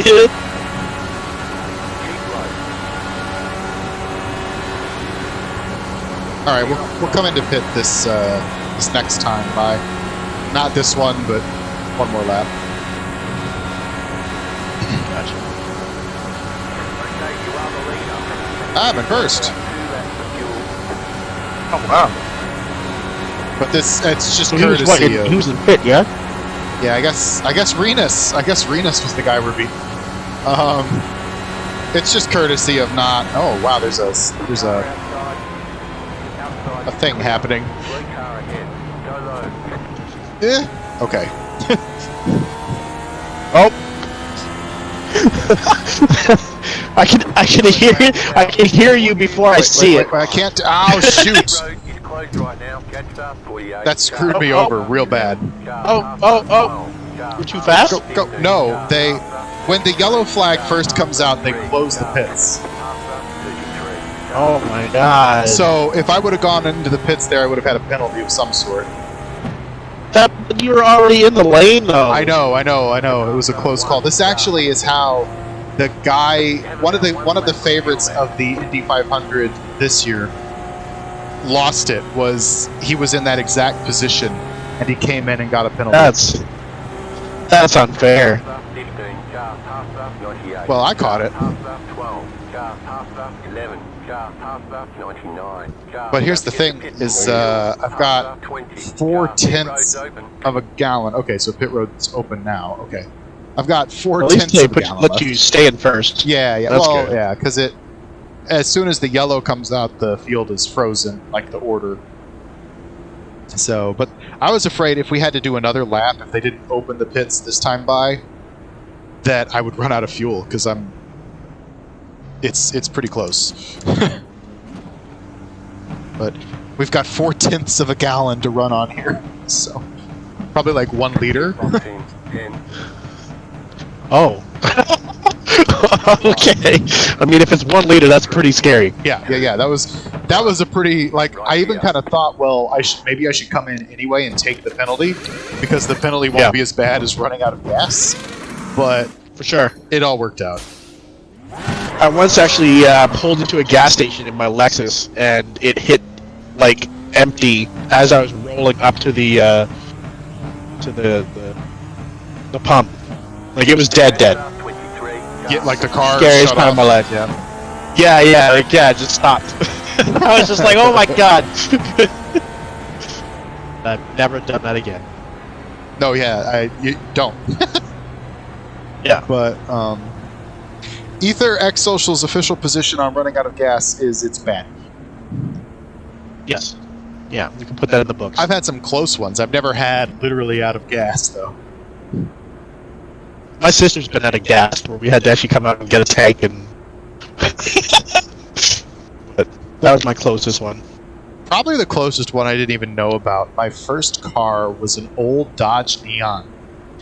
And oh yeah, nice. Yeah. And I love that car. But the gauges, all the gauges would sometimes just stop working. Oh, that's lovely. So I would have no idea how fast I was going, no idea how much gas was in the car. And this is like 16-year-old Nifty because it was my first car. It was a hand-me-down from my dad. Yeah.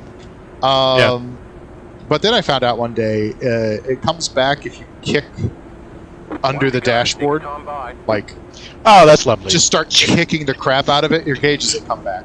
So a lot of times people would be like riding around with me in the car, right? And I just start, just completely kicking the crap Hoofing it out of my car for seemingly no reason, right? And it would just freak everybody out. Are you allowed to say the W word on stream? Wow. The WWH? Are you allowed to say that word on stream? Whore? Whore? Whore? Is that the word? Yeah. Okay. I mean, we've said it now on stream, so I mean, I think we can. Anyways, I always used to view the Neon as a whore car.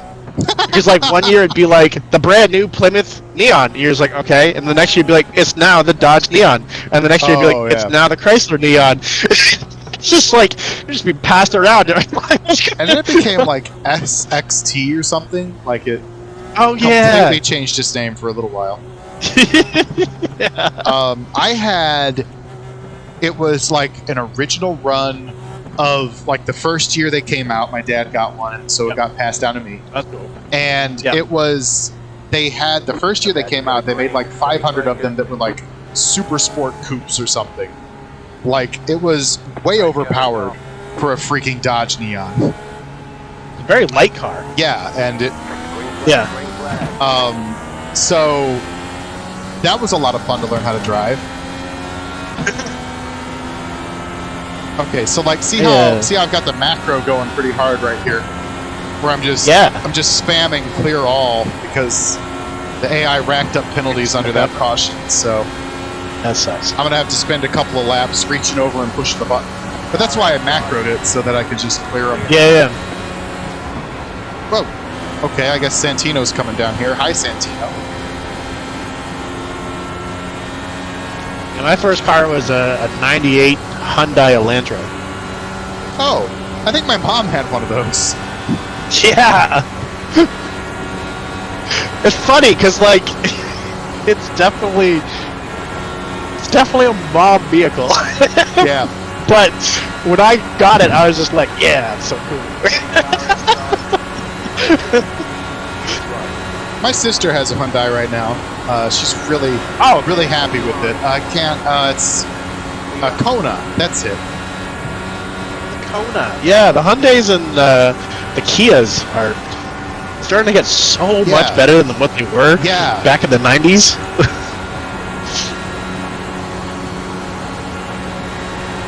Okay, I think everybody's penalties have been cleared, so I think we can just race again. Whoops. So that had the interesting effect of bunching us all up at the front. An Outback, that's fun. So how did your Hyundai die? Oh, so it didn't die. It retired. It never died. No, yeah. We went from that, and then there we went into a Chrysler Sebring and a Hyundai Accent. That was my first car that I could have by myself. What do you mean by yourself? And then from there, like that was basically my car. Oh, okay. There was the one that I like, you know when you get your license, your mom's like, you can take the car up. That was the Elantra. Oh, okay, yeah. Okay. But it was just basically my car. That was the Hyundai Accent. And then from there, I went to Chevy Cobalt. My dad went to a Ford Mustang. My mom got an Escape. And I went to a Lexus IS300. Wow, fancy. My dad, well, it was 7 years old at the time. It wasn't. Formerly it was fancy. like brand new. Yeah, by the time I got rid of it, it was 14 years old. But you know, I actually cried that day. But we'll get into it another day. It was very sad when I got rid of that car. I went from and then my dad still had his Mustang, but then he got rid of his Mustang because the government was just like, your diabetic eyes are shit, you can't drive anymore. We had to get rid of his car. My mom went to a new Escape. I went to Mazda 3, and then now I just have my mom's Escape. I got rid of the Mazda 3 in the middle of the pandemic. Mazda 3 would be fun to drive too, isn't that? I might be wrong. Isn't that a sporty kind of car? Very sporty. Like one of the biggest things I like. I can't believe I'm going to pitch this. One of the things I like about the Mazda 3 is the Mazda 3 has the same compression ratio as a It's an IndyCar. Nice. 2.2 Yeah, liter. something like that. Yeah. It's like I remember like looking at like fuel mileage of all the cars that were out at the time, and this was almost double the amount of every other car that was out. And just like because it just sprays, it mists. It's amazing, and it was. I drove it all the way to frickin' Boston on like I think 1.5 tanks. It was like it's great. Wow, nice. Yeah, it's great. Boston. Boston. What am I gonna get next? With the fuel economy these days, probably be a In hybrid. this economy? Yeah, will either be a hybrid or gasoline that I never drive. One of those two. So But with the way that my work is right now, I just don't go out enough for me and my sister to get a different vehicle. yeah. We've currently got a 2009 Toyota Camry. I love the Camry. I used to work at It's- Toyota. I don't know if I told you that. It's an absolute grandma car. Yeah, but it's good though. It's Yeah, it's solid. Yeah. We bought it used, and it had 220,000 miles on it, so it's starting to really wear though. But I still love this car so much. Yeah. My Neon died. It an accident. Not my fault, but I was in the car, and that was terrifying. It was my route to high school. I had to take a highway to get to high school. Not for a long time. It's just like I lived the town over from my high school, right? Yep. And exiting the highway, there was like an off ramp that went downhill, and so there was a stoplight. And I was like the 4th car in line at the stoplight. Just stopped waiting. And this Ford F-150 exits the highway. I don't know. They didn't slow down much, if they slowed down at all. Just hit me going like 60 miles an hour right into the back of my car. And the Neon just crumpled like a tin can. It was so sad. And it was, I don't know, the throttle got stuck open, which was weird, and I didn't know what to do for like, I don't know, what seemed like an eternity, but I'm sure it wasn't that long. But like just the engine going crazy, the car just completely, crunched, and like, I don't know, it was really scary, and I just pulled the key from the ignition to kill it because there was no way to stop it. Yeah. And the truck rear-ended me, totaled my car. The car in front of me got rear-ended by me as I got pushed in, right? That car got totaled, and then it got pushed into the car in front of it, and that car got totaled. So this truck totaled 3 cars, and I was the first domino, right? Yeah. I took the brunt of it, and I felt that. That sucked. And so finally, like physical therapy and everything. no, I didn't have any. The only thing I had was like some whiplash and like aching in my neck. And Jeez. I don't know. Medical care. It must be because you costs money. weren't expecting it. No, yeah, and the airbags didn't go off, so that didn't help. What? Yeah. Oh my God. Like just complete whiplash there. So after all of this, like after the car comes to a stop from being, thrown about, and I turn off the engine or whatever, I get out, and the person who was driving the truck was this girl that was going to the same class as me in high school. And she comes out and she's crying as she runs up to me, and she's like, she hugs me or whatever, right? Because she's like clearly distraught. And my car is just gone, just like 2/3 the size that it used to be, right? And her truck has a small dent in the chrome bumper. And I'm just like, I should be the one. I'm sorry to laugh. No, it's funny. It's hilarious. I can just see you standing there, just like dumbfounded.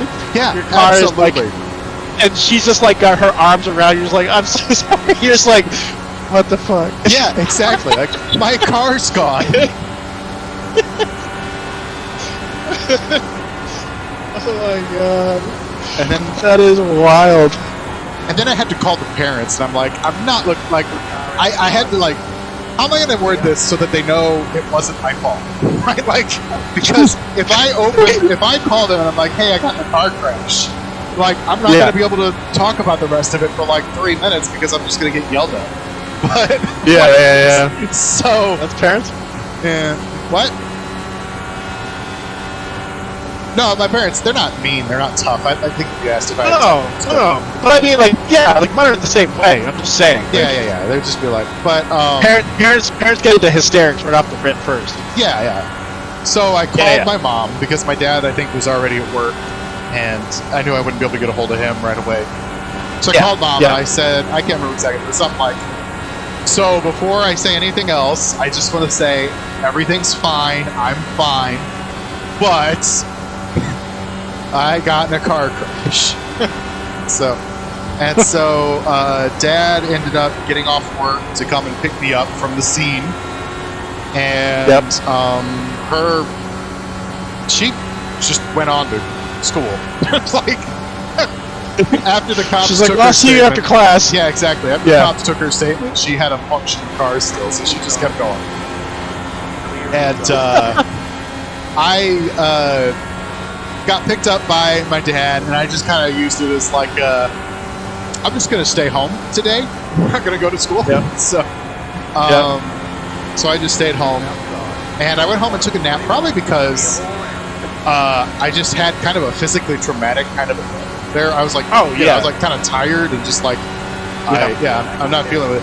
So I take a nap, and I get woken up to somebody knocking on the front door, and it's two of my friends, and they had bought me Subway, and I'm like, oh, that's really nice. And they're like, yeah, we bought you this sandwich because we heard you got sandwiched.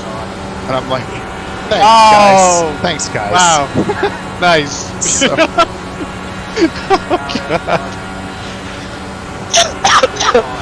Wow. that was, and my friend group was full of, I don't know exactly what sense of humor that is with that one. But yeah, so that was how my neon ended. And I was really, really sad because that was a fun car.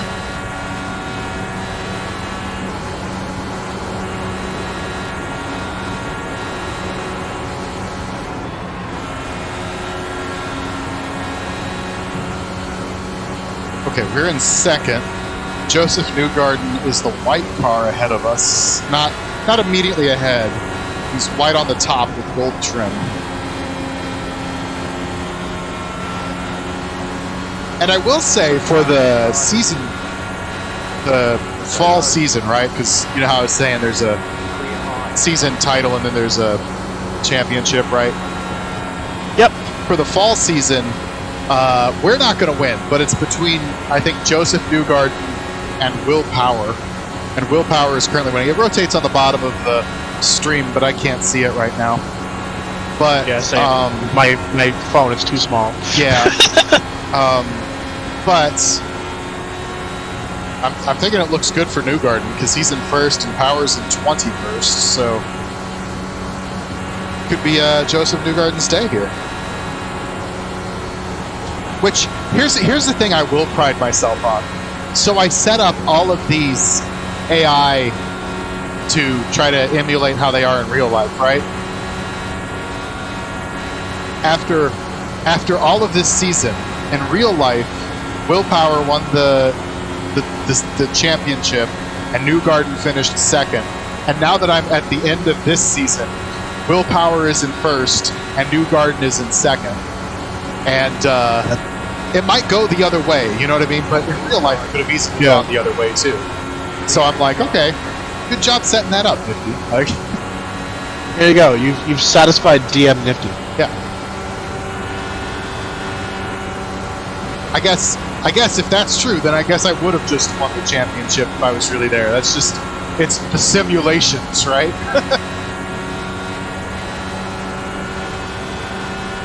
Nah.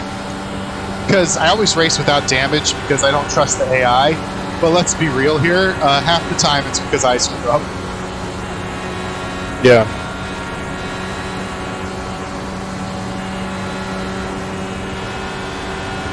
Got about, what, 60? No, I can't math. 83 to go. Which, a lap is about, let's round it, 30 seconds. So 45 minutes plus a little bit extra. So about 55 to an hour left. Not bad. Not bad. That's assuming we don't have like a ton of yellows or something.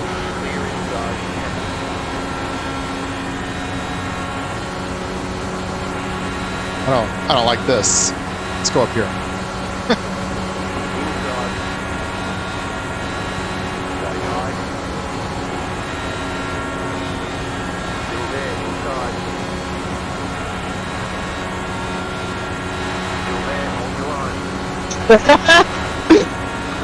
I just saw your comment on the Welcome Melee 2. This PYP is some saw level shit. Oh yeah, so what was it? Chop off your ear or give your partner AIDS, right? What? Take a life or yeah. That's what I think I would go with the ear too, but like I said, that's some saw level shit right there. I played Trivia Crack.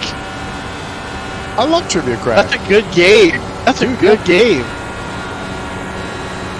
It's the kind of nerdy, Didn't they nerdy release stuff that I on play. Netflix? You know, they might have. That sounds familiar. Because Netflix has apps, which is really weird to me. I need to explore that. That would be interesting to figure out. Like how to do. Dude, Netflix stream.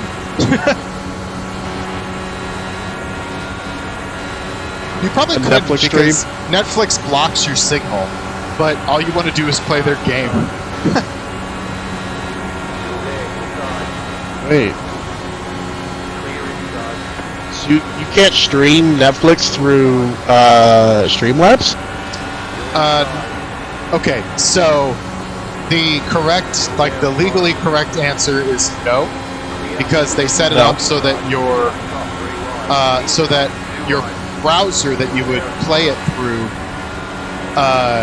cancels the video when it detects a capturing device, or I'm sorry, a capturing app running at the same time. However, with certain browsers, you can change settings and get around that. Not that I have ever or would ever stream on like Twitch, Netflix, or anything like that's obviously wrong. Yeah. But I've streamed like a movie through Netflix or through Discord, like video, and I had to figure that whole method out. And to be fair, it's not because we don't all have Netflix. We do. It's just so that everybody would be at the same time while they're watching. Like, Netflix didn't lose out on any money there. It's just the easiest way we had to do it. Because if somebody needed to pause, then you'd have to everybody synchronize your pausing. All that jazz. Much easier to do it that way. I got an email about a proposed settlement against Epic. Oh yeah? Yeah, apparently, if you had bought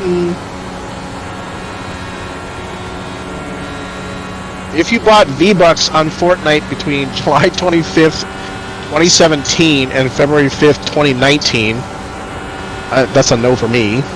Or you bought stuff on Rocket League from September 8th, 2016 to December 4th, 2019, then you would be entitled to this. I'm not entitled to it. I might be through the That's Rocket pretty League. crazy. Yeah, apparently. How much we talking?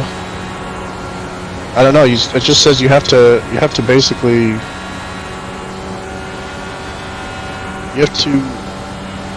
contact them before January 11th. That's it. Huh. I'll have to check my email and see if I got the same thing. You can get up to 1,500. Wow. I bet I get nowhere near that. Apparently, it's like something to do with like how they work. Like, look at it here. Something to do with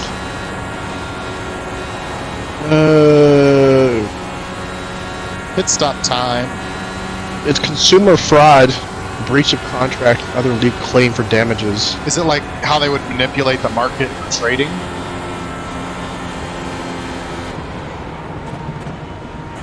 Regardless of the number of loot boxes purchased by such a class member. Sorry, wait. You like.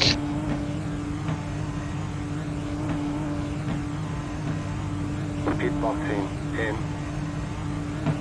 Yeah, I guess I don't know. I would look in your. It's also in French too, just because it's against Epic Games and Epic Games Canada. So they have to. Woo, woo, woo. Pit noises. Yeah, that does not concern me. Oh gosh. Oh wow. Okay. That's embarrassing. Uh oh. The lead is pitting Uh-oh. now. We'll just blame Hunter. Yeah. That was not me. Not my fault at all. No way. Just a premature celebration donut. That's all that was. Now I gotta go win this thing so that it's a legit donut. Yeah. Oh, whoa. Somebody on the outside there probably ran out of fuel. Oh. Which probably means we're gonna get a yellow flag here soon. There it is. Caution, yellow flag. Line up, single file. Pit road is closed right now. After pace car, after 9 car. Catch up, 6 car. Alright, so yellow flag it is. And that helped. So, you know how they close the pits for a yellow flag? Like, we were in that position where we hadn't entered the pits yet, and there was a yellow. Yeah, here's the yellow. It's somebody ran out of the fuel, and everybody's kind of piling up into them. Cool, iRacing, cool. Anyway, so if you're not in the pits and a yellow happens, you cannot go in the pits. It's closed, right? However, if you have crossed the line, like the threshold of the pits, you're in. And if the yellow falls right then, everybody slows down on the track, right? Which basically gives you time to come in, do your pit stop, and leave before everybody else would have naturally kind of passed you. And since we were right in the middle of pit stops, we didn't benefit. We didn't hit the lotto with that. But I think somebody probably did, and it's going to be interesting to find out who that was. Looks like it. I don't know. Newgarden's up front, but he pit before us. I know it's not him. Catch start 10 car. Maybe Munoz, Ferrucci. I don't know that they were in the conversation before that. But it kind of, it's kind of like a weird lotto kind of thing that can happen. Oh, wait, nope. Munoz is at least going in, I know. 12 car. I actually don't think we had any lotto winners, at least in front of us. Because it's... Well, Newgarden just pit too. I think we're first. Maybe we won the lotto just by coming in right before. I don't know. Either way, though, that didn't hurt us any for sure. Cool.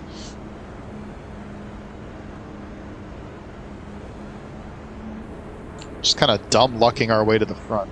By the way, Dungeon Master Nifty had like no choice in this race because you know how I said I tried to stretch out the field as much as possible? Yeah. So that there wouldn't be like that big packing up problem. In iRacing, you can individually say, okay, this person is a 99, this person is a 98, but also you can collectively sort the whole field so it stretches it out even further. Yep. So I set it as stretched out as possible. The best driver is at 120%, and the worst driver is at 1%. So, and that's as far extreme as it can go. So, Dungeon Master Nifty had nowhere higher to go with the difficulty level. Yeah. So if I win this one, I don't know. I don't know in iRacing how to even make it harder.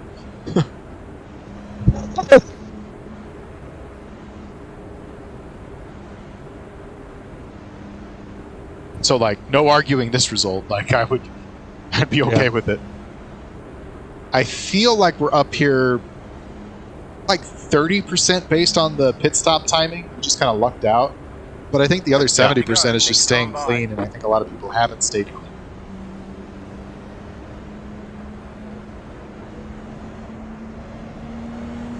Catch the pace car. What do you think the pace car driver's up to? We can go check on him. What you doing, buddy? She's sitting in there? What you doing? Oh, Jesus. What you doing, bud? What you doing? You're gonna pull up the side of him. Nope. If you pass him, do you get a penalty? Only if I stay past him. I could pass him and then slow down. It's just like, okay, no harm, no foul. But if we like cross the start-finish line and I was ahead of him when I shouldn't be, it'd be like, no. Yeah. So one thing I've been doing, because I know you have at least a passing interest after watching my videos with like the changes I'm making to the car while I drive, because the car has gotten looser-ish. Oversteer is how Europe would call it. But like when I make a turn, it wants to drift, like Tokyo Drift as you would think of it, except for these things aren't designed to, so it would just like spin around on me, right? Kind of like what it did in the pits on me, but at 230 miles an hour. Not great. So the car has a weight jacker. I don't know if I've ever... Yes, you were talking about you're talking about another video where it kind of like counterbalances the weight. Yeah, so I've been moving that backwards just here and there as the race has been going on to try and steady the car. Oh, okay, so it's forward backwards. Yeah. Okay. So I thought it might have been left right. Okay. You know, honestly, maybe it is. Remember how it's like I'm less concerned about what it's doing and more like how it does or whatever. I don't care how it does it. I just know what it does. That's fair. So I know that moving it backwards will help me. Fair.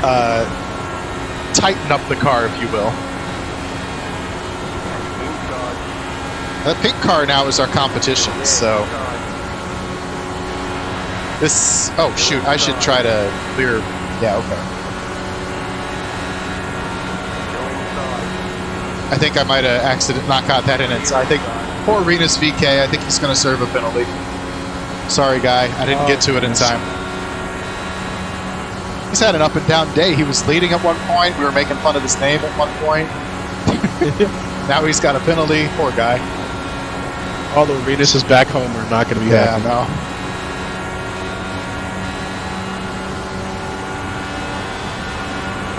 It's the plural of... If there's a collection of them, would you still call them Renus, or would you call them... Renai? A flock of renals?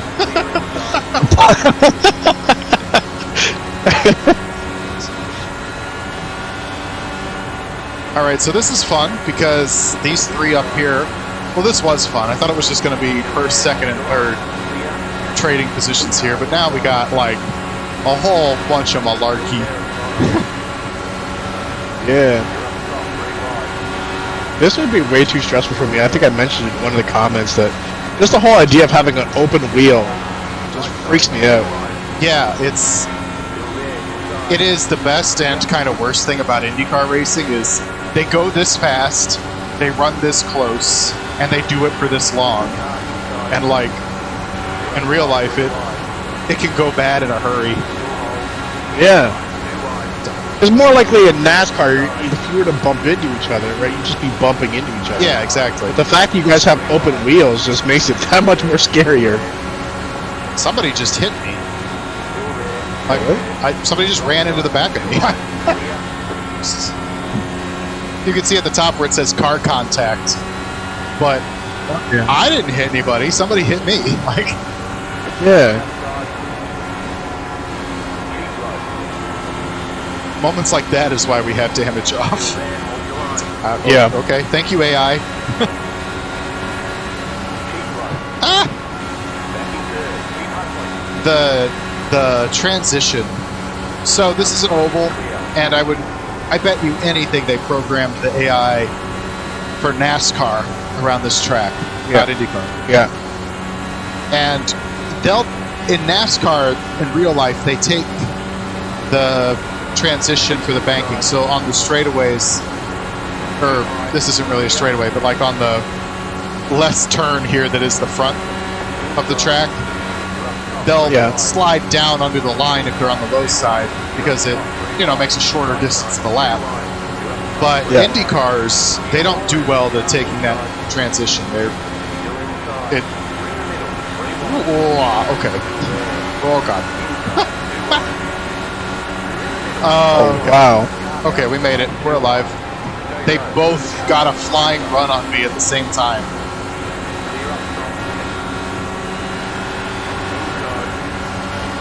Anyway, so the AI in the game here wants to take that transition off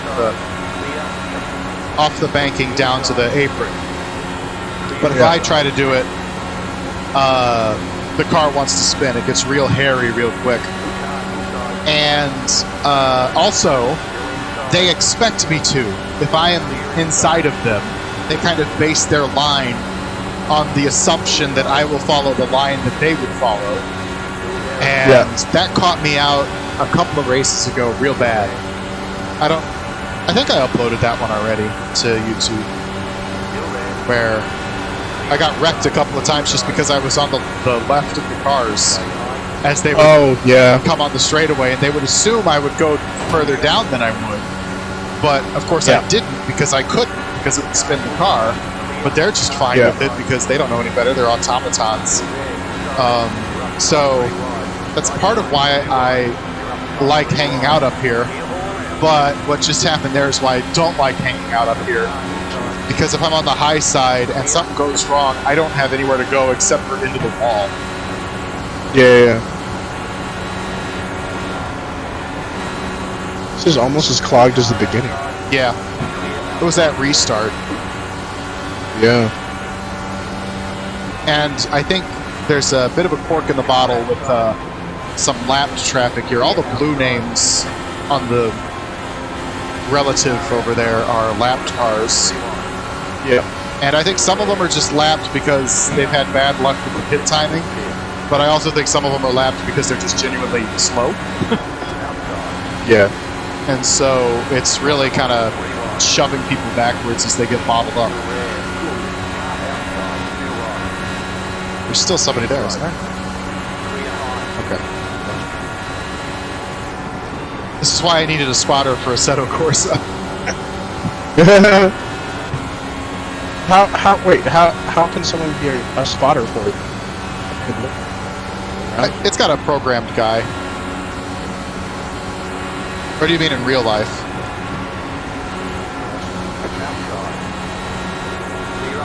Hello?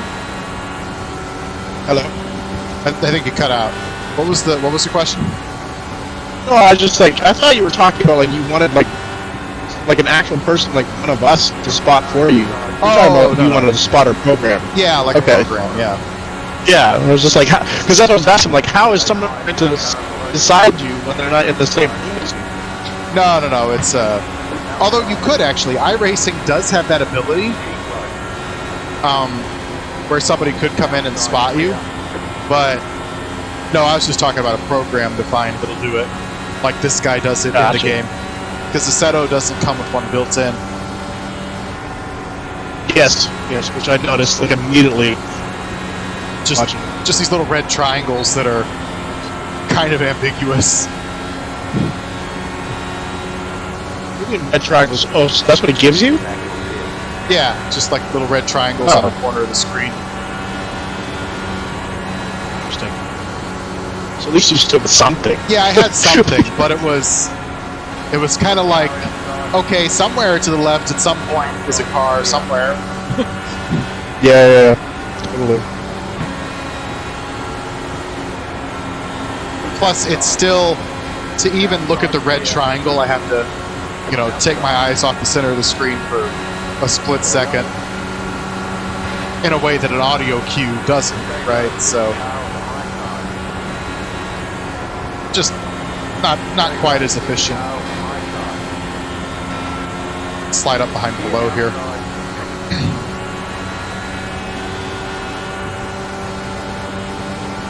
We're spreading back out again. Oh, we got too much of a run there. Kind of ran out of room on the track. Had to back out of the throttle.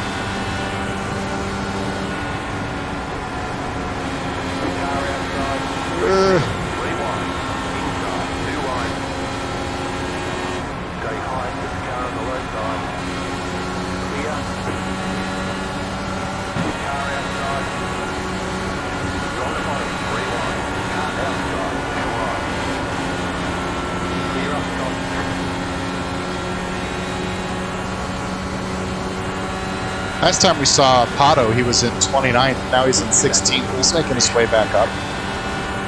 Yeah. I don't know if he'll have time to come all the way to the front. That Pato is the guy who would have been my championship competition. So the season is either going to be Will Power or Joseph Newgarden, but the championship was either going to be me or Pato. And mathematically, it's me at this point because he can't gain enough positions to score enough points to take it away. Yeah.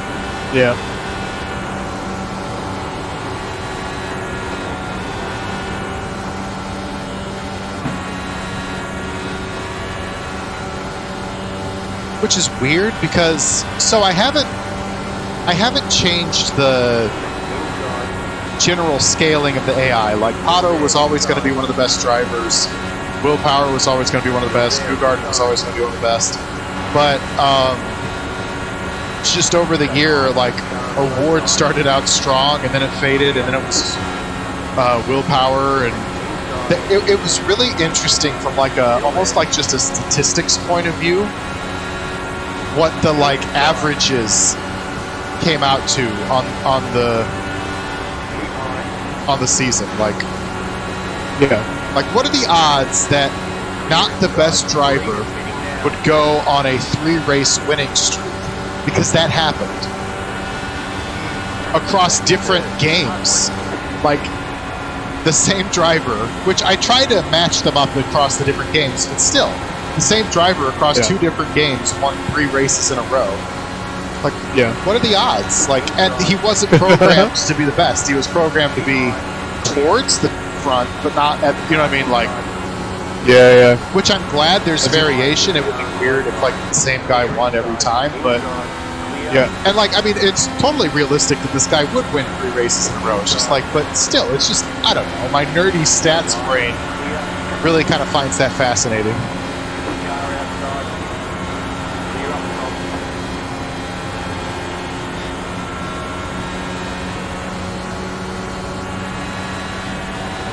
Okay, 7.5 gallons gets us an estimated 16 laps. 50 laps. So let's round that down to 7 gallons and 14 laps. So each gallon is 2 laps. We're going to come into pit on lap 220. we would need 30 laps, which would be 15 gallons. We have an 18-gallon tank, right? Yeah. Okay, all the math's checking out. But just to be on the safe side, I always add a couple extra gallons in case I'm not quite doing the math right. So, long story short, we're just going to fill the tank up all the way. I think I just did a lot of math for no good reason. Because I could tell them, hey, only fill it to 10 gallons or something, right? Yep. And that would save time. There would be less time to have fuel flowing, and it would make the car lighter, so I would lap faster, and blah, blah, blah, but no reason to bother with it. It is getting down to crunch time, though. It is time to actually not just ride around.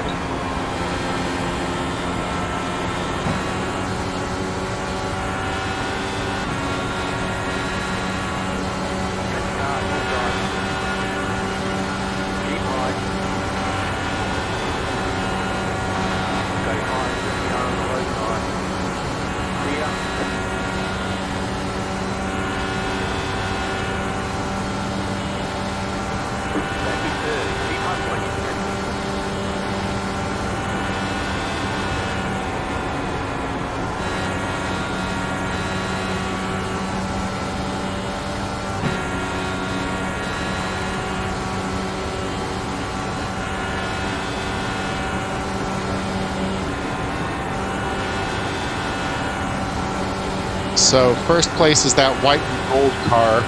Second place is that black and red car right now.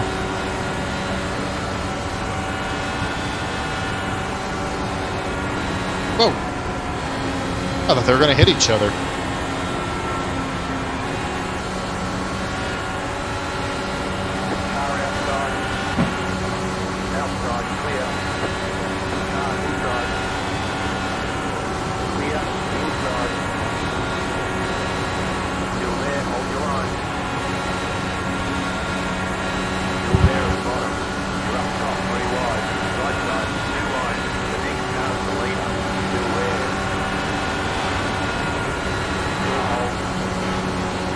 Backing out of that, I don't want to be 4 wide. Ooh. Dixon almost screwed that up real bad. He didn't, but he almost did. Those two came real close to hitting each other.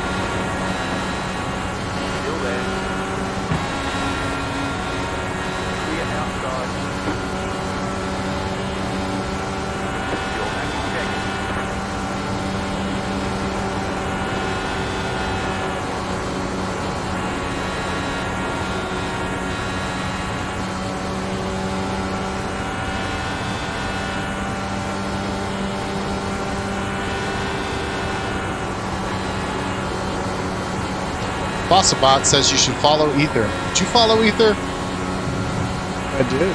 All right, good. Good work. Me too. Yeah. I don't even know where I'm at. 38 months. We all do, correct. We all do. We've done our part for king and country. Yep. It was nice when I actually got that bot figured out. Oh, yeah. Yeah. And there's so much we can do with that, with the bot. Oh, it's really cool. We'll get into that obviously in 2023.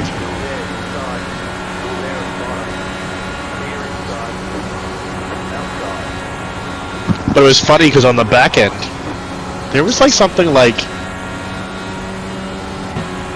40 different commands you could do.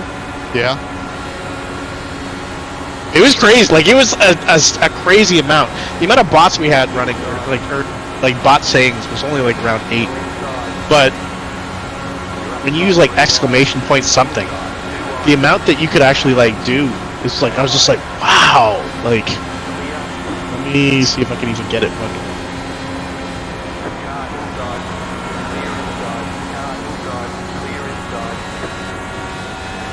Oh, well, that just told it to say the follow thing. But I thought there was a... Oh,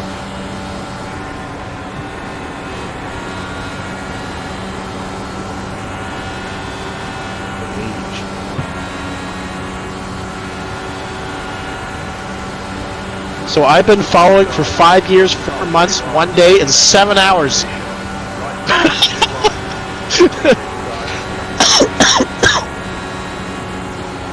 Somehow I expected it to be longer.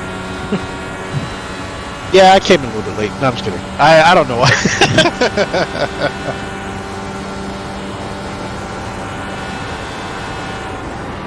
That actually sounds about right. That's 4 years of Revolver GM. 1 year of Ether. I've been following since 19, so I'd probably be 3 years, 4 years. Is your personal watching the channel right now? No. No, I'm logged in as Ether right now. Q, if you're there, you can do the exclamation point follow age. See how long.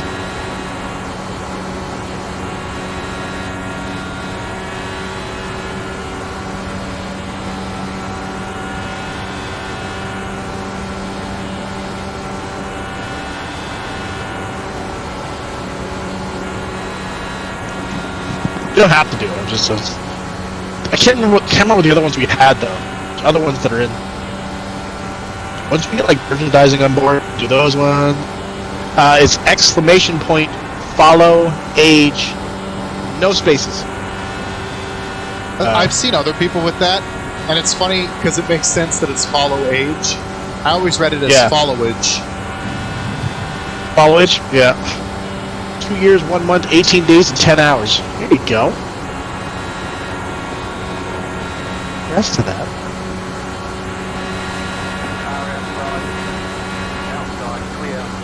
That means technically you come from the RGN days.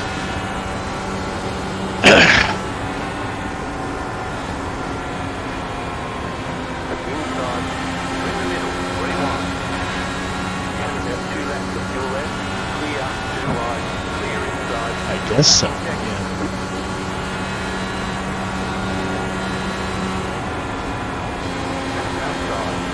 All right, time for our, I think, last pit stop. I think with your last pit stop, I'm going to dip out of here. Try to get some medicine into my body so I can try to kick this stupid sickness. Yeah, man. I hear you. But it has been an absolute blast, honestly. I've enjoyed the crap out of this. Oh, why? Why? I think I jinxed you. I think Scott Dixon just hit me. Oh, we're taking this cone with us now. This cone is ours. That's your cone. That's my cone. 1 lap of fuel left. I'll throw it at Scott. 5, 3, Should. 2, 1. Right here. But no, it's been a blast doing this. I need to do this more often. Yeah, and like, vice versa too. I should join your streams more often too. just to talk about all the stuff and learn about the racing just firsthand instead of just sending a comment and being like, well, I hope he gets back to me soon. Yeah. All right. Yeah, and I hope people that maybe racing is not your stick, that I tried to welcome you in as well, because I enjoy the shit out of this. I'm not gonna lie, I enjoy the shit out of watching you race. Well, that's good. I'm glad that it's like I said to you off stream. I'm glad that it has an appeal to someone that isn't like a hardcore sim race fan, because it's a pretty niche kind of market. Yeah. So for my content to be crossing the nicheness, I don't know how to say it differently. That makes me happy. Yeah, like I would never search this up on YouTube and on Twitch, but watching you has like opened me up to this type of content, and I enjoy it. And you make it really enjoyable. I think you are definitely the center of the enjoyable aspect. Well, thank you. It's your history, your personality, what you bring to it. It's a very a feel of professionalism to what you do. Wow, that's a big compliment. Thank you. I mean that. It's not just like, you sitting here and racing. I feel like you're an announcer, and you could definitely be an announcer. I've thought it many times. I'm just like, you should do that on a side gig. See if they'll take you on. I'll submit my resume. Why do you want to work for I will- NBC? Well, I do real good I at will- my iRacing. Yeah, I'll be your point of reference. I'll be like, he does it good. Yes, he does it good. Very good. Well, But thank you. yeah, Thank you. so I'll dip out of here, and I will check your next stream, and I will definitely watch this when it hits YouTube, and I'll talk to you later. Yeah, next racing stream will be 23 though. So, And I'll be there. all right, I cool, will cool. definitely be there. Yeah, and next time you're streaming, let me know, and I'll jump in on that. And I think we have plans to do some content together too. Otherwise, so that'll be fun. Oh yeah, for sure. It's gonna be a blast. All right, you have a great night. Yeah, you too. And I don't know if you're sticking around, but if you're dipping out too, then thanks for stopping by too. That was fun to talk to you. Bye to everybody on Twitch, and bye to everybody on YouTube. I'll see you guys soon. See ya.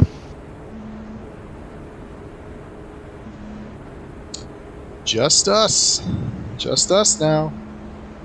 With 28 to go. Under yellow. I think the yellow was for Newgarden, who ran out of fuel, which does interesting things to the championship, and does interesting things to the race, because Newgarden was a front runner, of course. I don't even see him on the board right now, so I think, yeah, Newgarden ran himself out of fuel. Let's... what button am I looking for? That button. Where's Newgarden listed? 14th. Not too bad for him, but clearly I think something happened to him for this yellow. This is good for us, though, because we were doing the math and we didn't know quite for sure. Like, we were estimating we needed, what, 16 gallons, and we had 18 gallons, and so there's like a 2-gallon margin of error there, but now we're going to have more margin of error now that we've had a couple of yellow laps, so we should be good on fuel to the end. Setting up for a good end for us. 5th place, but I don't know how many of the guys in front of us have not hit yet. So that will prove to be interesting, because like they all belong up here in the sense, like nobody sticks out to me as like, oh man, that guy clearly the only way he's up here is that he does, he hasn't hit yet. But at the same time, there's so many alternate like strategies that have been going on, and I haven't really been. I know Newgarden was pitting like 2 after us, but obviously he didn't make it. That's basically the only other person I was keeping track of their strats. So that's because we flipped with him at one point. It used to be we were running longer than Newgarden, but then it flipped and Newgarden was running longer than we were, but then he ran too long.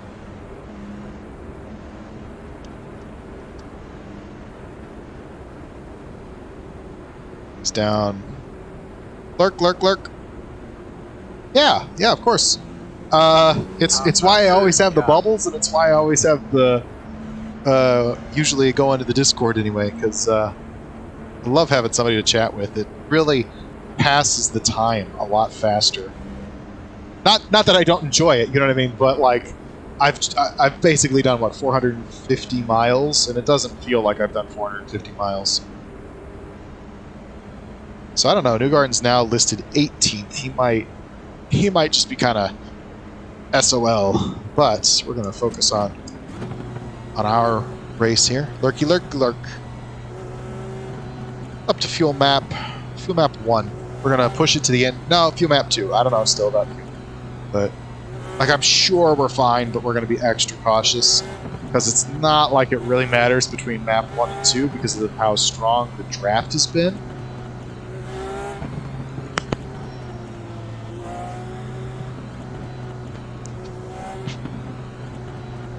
About to go green. Stay focused. I'm focused, Australia man. I'm focused. All right, Car is off. Time to do your 25 laps. Let's get to it. job. Green, green, green. Get back in 5th. Look at all those cameras go. We'll want to get a picture of Nifty. Car inside.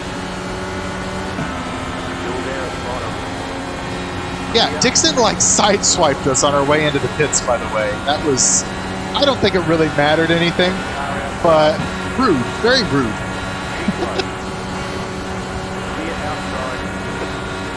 I would have bitched about that more if I was left to my own devices on the stream in that moment.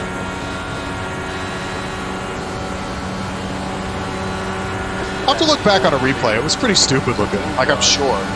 Because I'm just like minding my own business and he just sideswipes me.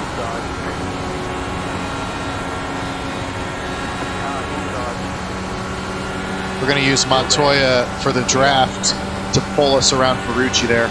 We do have to kind of climb our way forward past, kind of broke into two packs here with McLaughlin and Pillow up there. McLaughlin in yellow, Pillow in white. And we got kind of stuck in the second pack.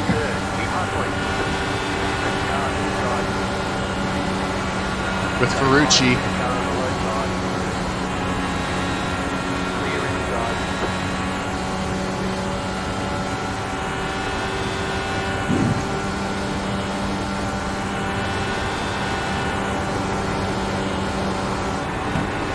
That's tight.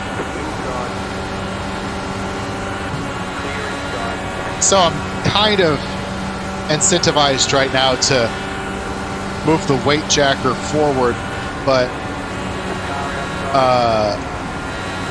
because I'm understeering now, but I don't want to risk spinning, so I'll just deal with it with the throttle. And then I mean just kind of let it out in turns.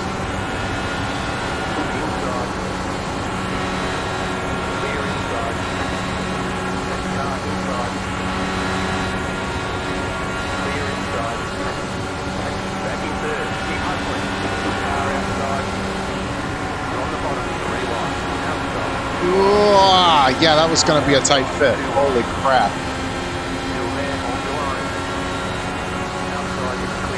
That was not my choice. I did not make it the tight fit.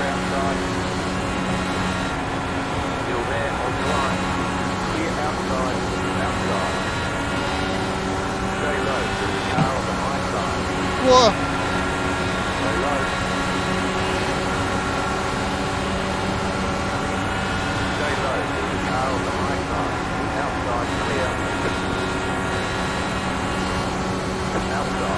It is a torrid pace here right now. I don't know if the AI really thinks about what lap it is, but if it thinks about it, it knows.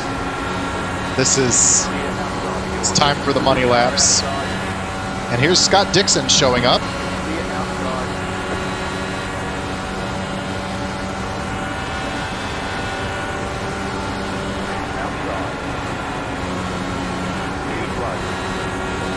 We might have to loosen up the car just to make sure we don't get run over. Yeah, okay, we'll move it two clicks.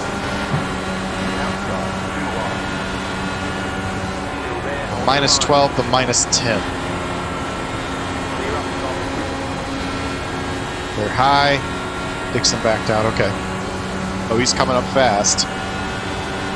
We're going to map 1. 18 to go. Coming up on lap traffic. We'll just stick to the inside. Hopefully that lap traffic will kind of help break up the pack. I'm doing my best, Q. I'm doing my best.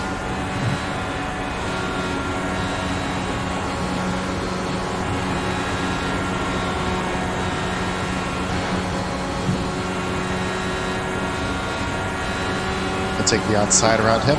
The white and blue car on the inside there, that is first place. That's how close we are to sniffing the lead. We navigated that traffic better than a lot of our peers.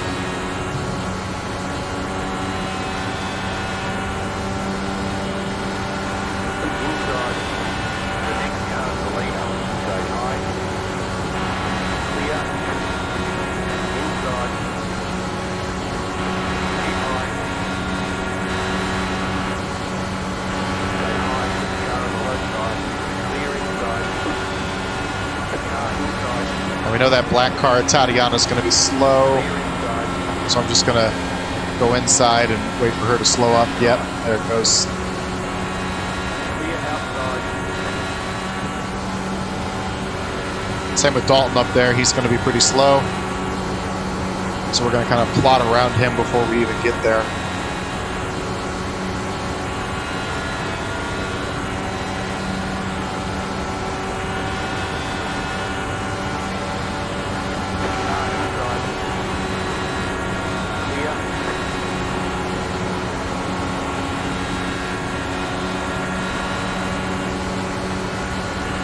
Let's look outside. I don't want to be on the inside looking on the front stretch. There's Pato trying to get his lap back.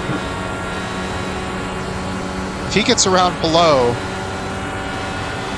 and me, and a yellow comes out, he gets a free pass back to the back end of the field, and then he kind of becomes a threat.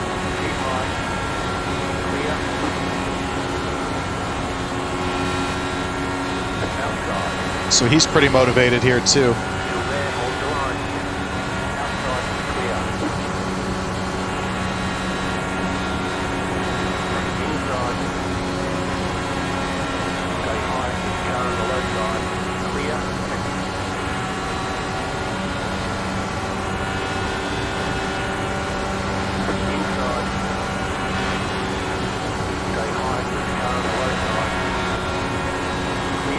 Got to keep an eye, because if they're both on the inside and I can't see them, and one of them decides to try to make a move coming off the turn, it'll suddenly be 3 wide when I only saw it becoming 2 wide, like right here. And I really got to keep an eye on that. That's where a mistake's going to get made, because it's kind of like changing lanes in a blind spot, right? Like if he changes lanes and decides to try and make a move around below when I can't see him on the inside without looking over, I won't know it, and then I'll come down expecting only one car to be beside me, and it'll be 2. Hey, Magic Doctor, long time no see. How you doing, buddy? We got 12 laps to go in the Nifty car season. How are you doing?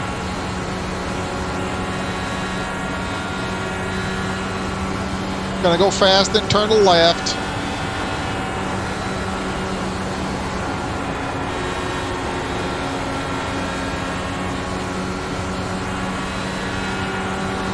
I think it's time to start experimenting with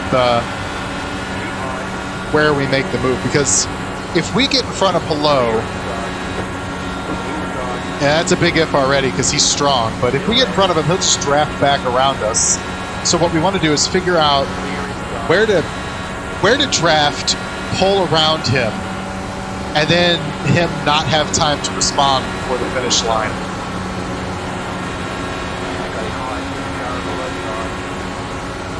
Or, if lapped traffic comes up, it's just a matter of getting around that stuff better than he does. Also, we got Santino joining the party, and McLaughlin and Dixon are coming right back. You got internet. Woo! 10 to go. 10 to go in the season. I'm just going to reuse the word a torrid pace to the end of the season. We got R.C. Enerson, who's not on a torrid pace. That hurt.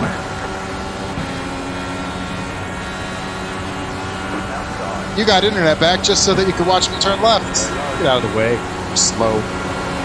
Oh god, we're hooked up on somebody. Yep. I did not even see him out there. Oh, that's scary. I don't like staring that down. Closed. Pit road is closed. Your front wing is gone.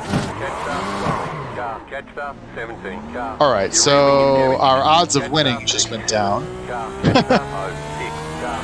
That was at least 50% my fault.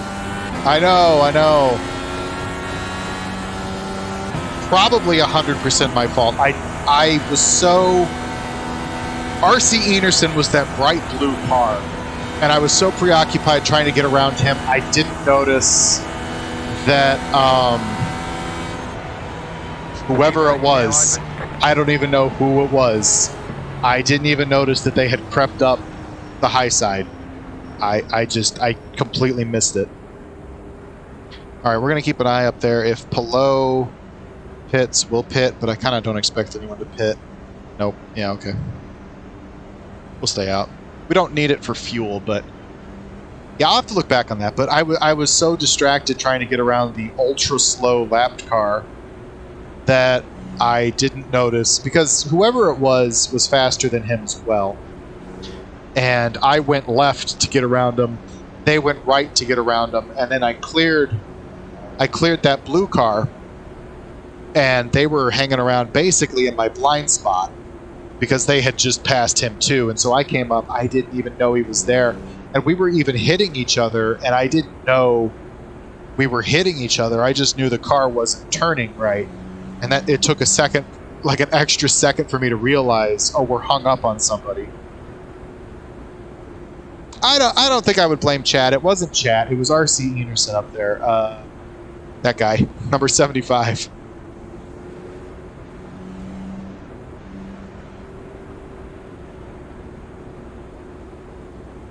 Assetto Corsa Competizione.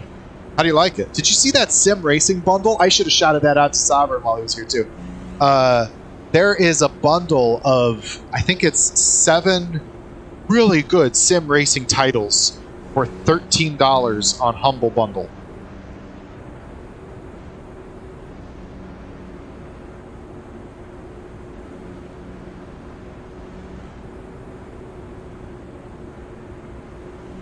Yeah. Yeah, take me on. Come get me. It has Automobilista 1 in it. It has Automobilista 2 in it. It has Assetto Corsa and Assetto Corsa Competizione. And it has NASCAR Heat 5, Drift 21, and I think I'm missing one. One to go. Next. But either way, it's a huge deal. I don't know why we had to brake check me there. That was rude. Half 2. Car. Okay, we're getting moved to the front of the line because we're on the lead lap. Half 37. Car. Half 12. Car. Half 8. Car. Half 75. Car. Half 6. Car. Half 5. Car. Half 67. Car. Letter 06. Carbide. You had the position when the yellow flag came out. So, and that's actually true to life too. In IndyCar, if you're under 10 laps in a yellow situation like this, they put all of the lapped cars at the back of the restart field, restart grid, so that the guys on the lead lap, and since we didn't lose a lap spinning and crashing like we did, we would be in this position.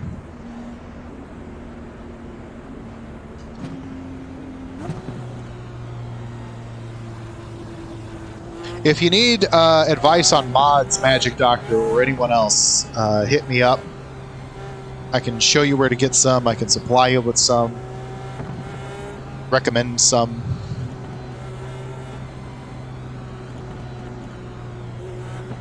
See, drifting is totally a foreign language to me. But there is Drift 21 in that pack. Going green. All right. 5 laps to go. We're restarting 9th. Green.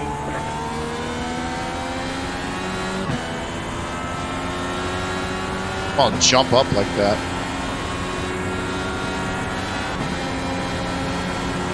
I don't think there's any penalties here. Inside. One down.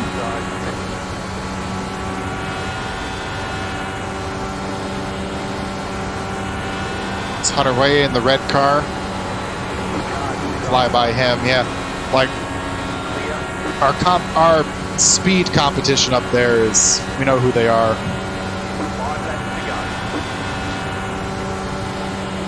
5 to go in the Nifty car season.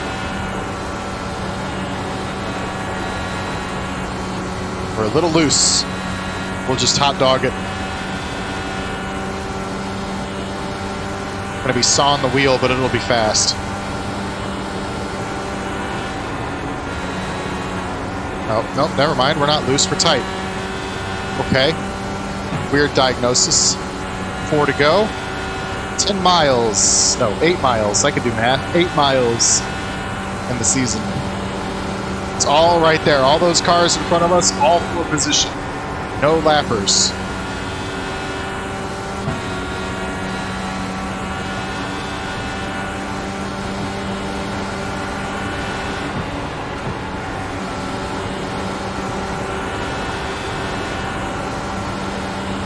Fanning out. I'm going to lull him in, and then, oh gosh, I almost cut off Hunter-Reay there.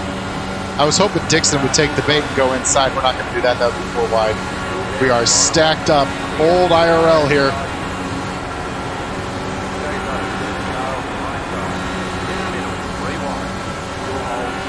All right, we're almost through all that. Up to 5th, I think, when we cross the line. We're going to slide out. Oh gosh. Munoz was thinking the same thing. That was close. We rushed. We got places to go. There's 2 laps to go. We're not pulling any punches. Pato just kind of being annoying at this point. You can't get your lap back in time, dude. Just go away.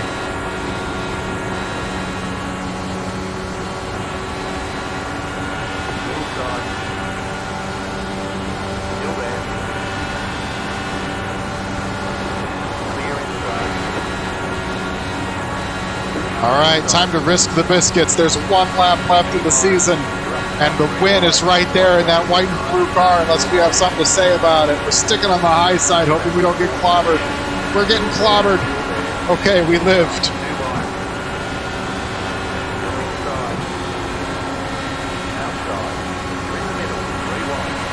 Come on, give me some side draft.